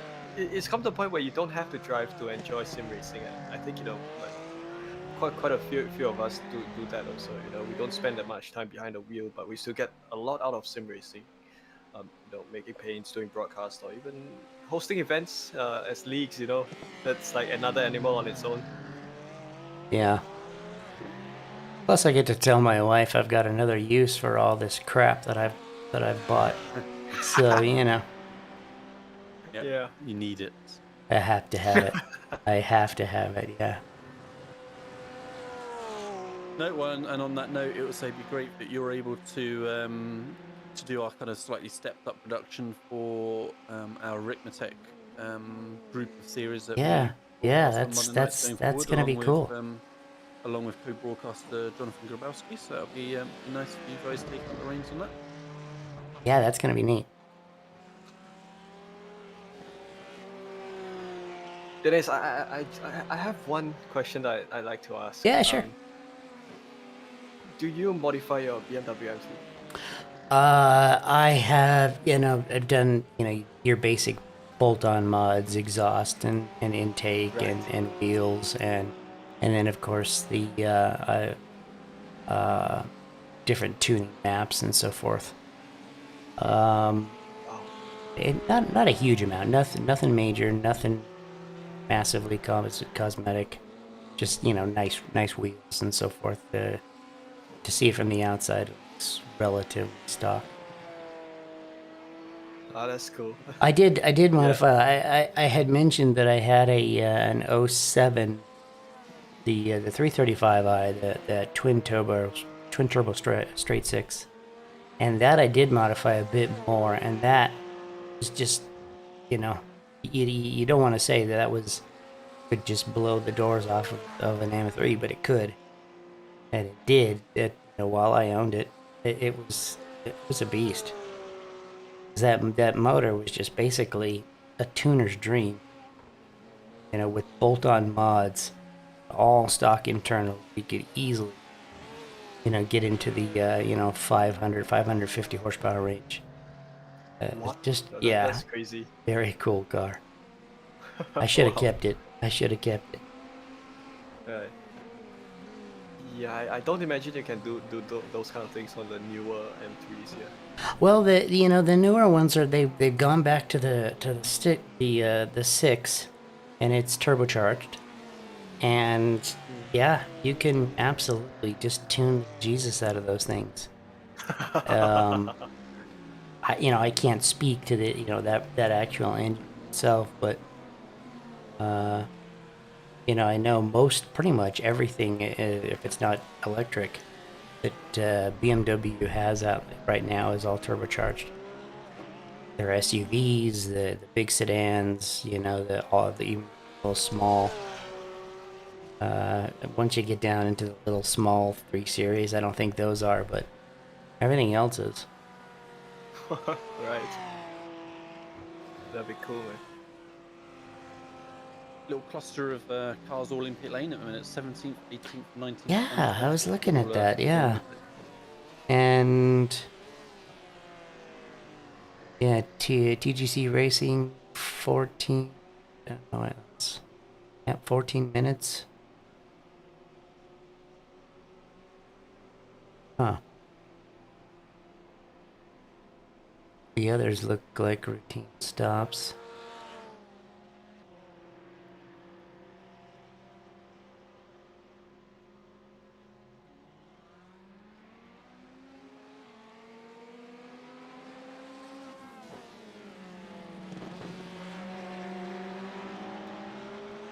Do you do track days with the M3? I never have. I used to I used to race motorcycles, super bikes back in the day. Oh, wow. Quite a many days in the back, but yeah, that was. That much of a screw loose, Dennis. What's that? I didn't know you had that much of a screw loose. Yeah, I did. I definitely had screws loose. Yeah, but and I kind of not, I don't mean it. Obviously, I don't mean it in an offensive way. No.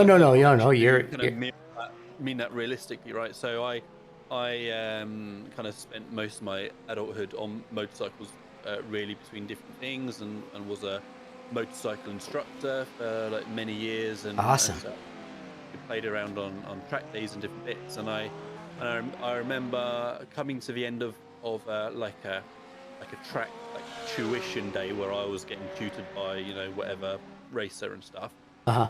Towards the end of the day, I remember just going, do you know what? I'm good now. Like, I don't want to try and see if I can go round that corner quicker next lap. And it was that moment when I realised that I didn't have that same screw loose. They are beat. I mean, you've ridden them, so you know they're just absolute beasts.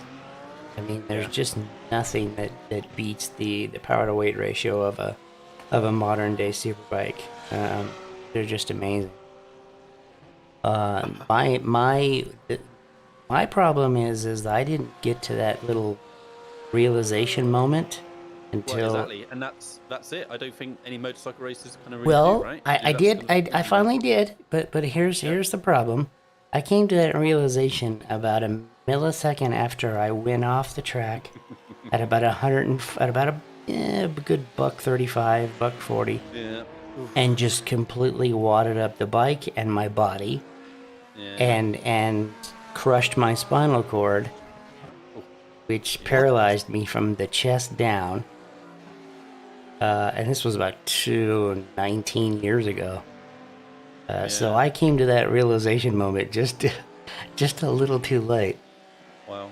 Yeah, but I mean, I miss it. I absolutely miss it because it was a thrill like you just don't get.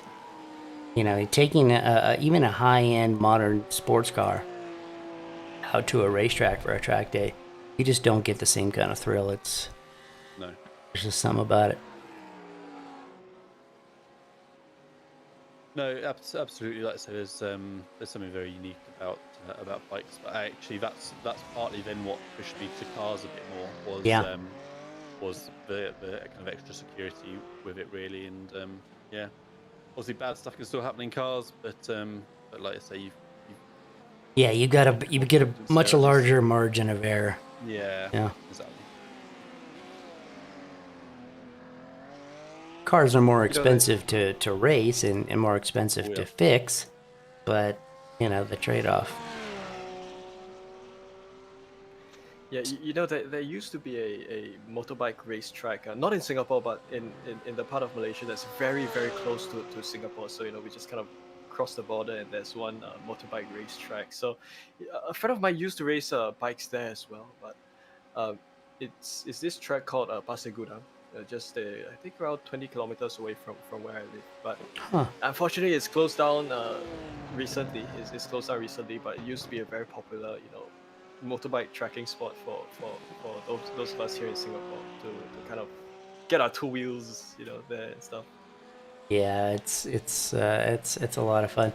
Once I started taking my bikes to the track just for track days, once a month, I lost the taste for riding on the street anymore. because I just wasn't ever going to get the same kind of thrill. And I was just going to, riding on the street, it was, 50 times more dangerous than a track. And it just, once I just realized it, then I said, you know what? I'm not going to do it anymore. And I just switched, I converted all my bikes to race bikes and had a blast. Looking at the 92 here, they're up at 25th. And, they were 29th, 28th just a few hours ago. So they are moving forward. They are making up spots.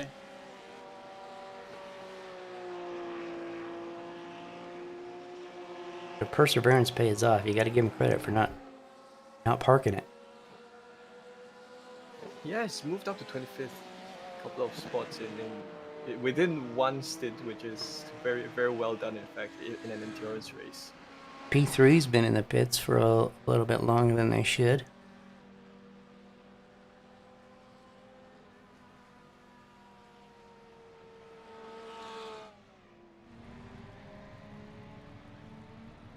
Yeah, we'll see. We'll keep half an eye on them and see when it is they progress out. But yeah, a few cars in pits at the minute. Say DSRT in third, Le Mans Morbanger fifth, EV Chargers 11th, 16 Racing in 12th. So we'll looks like two of those are heading back out on track as we speak. But yeah, we'll see where DSRT end up. Sure. At Elysium Racing, they're back in the pits for quite a long. I know a while back they had a long stop, so they must have had that front end looks pretty beat up. So this could be, never know. This could be another spot for the 92 car. You never know, given time. As they say, they're coming back in. This is a scheduled stop for them.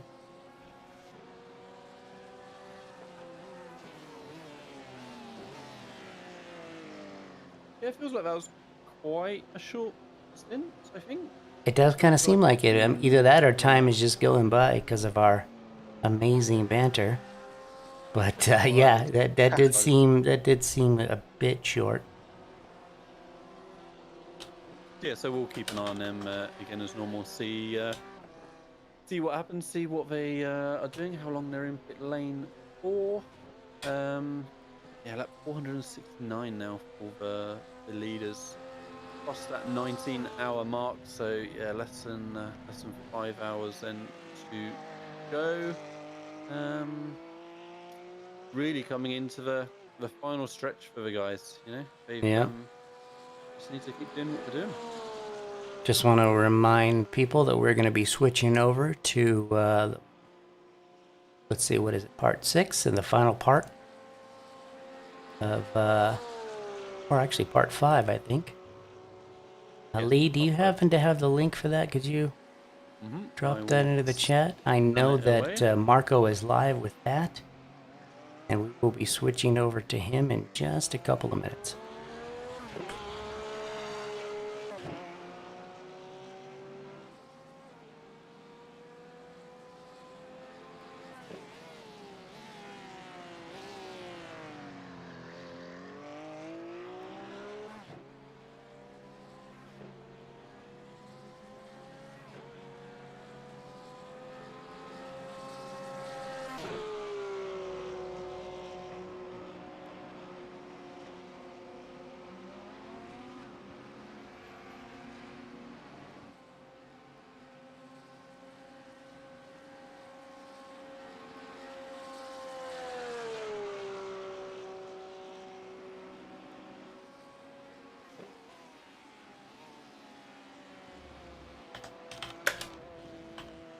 Yeah, DSRT still sat in pit lane as well, so they've been in there a good 8-9 minutes now already. So not looking good for them.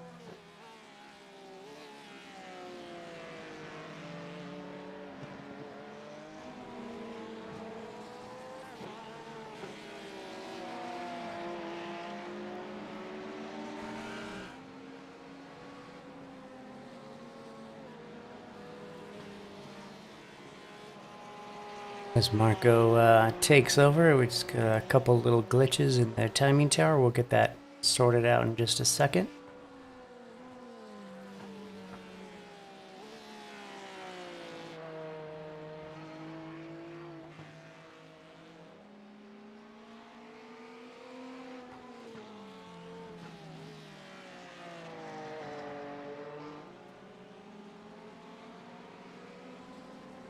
A great view from the blimp of classic. Yeah, that is Spa gorgeous. circuit as we say into hour 19 now of the race. Spa's just always.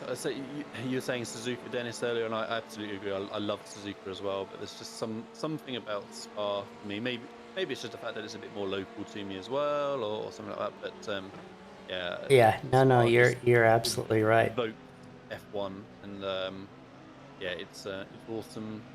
And Awesome seeing the circuit out there. I was telling Chan earlier that, and I've heard real life commentators mention this before, is that it's a track where you feel like you're actually going somewhere. You know, it's not just some circuit that you're dumping in laps. You really feel like, because you really were. In the old days, you were going from little town to town.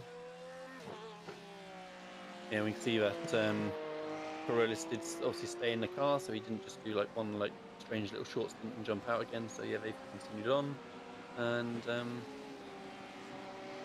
yeah, looking like he's hopefully going to get back in the rhythm and continue putting those lap times in that he was somewhere in the high 20s. Morning, gents. Good morning, sir. And we welcome back to the commentary booth Andy Thompson, Marco Barbanera, and Sam Fitzpatrick. We have a huge influx of fresh blood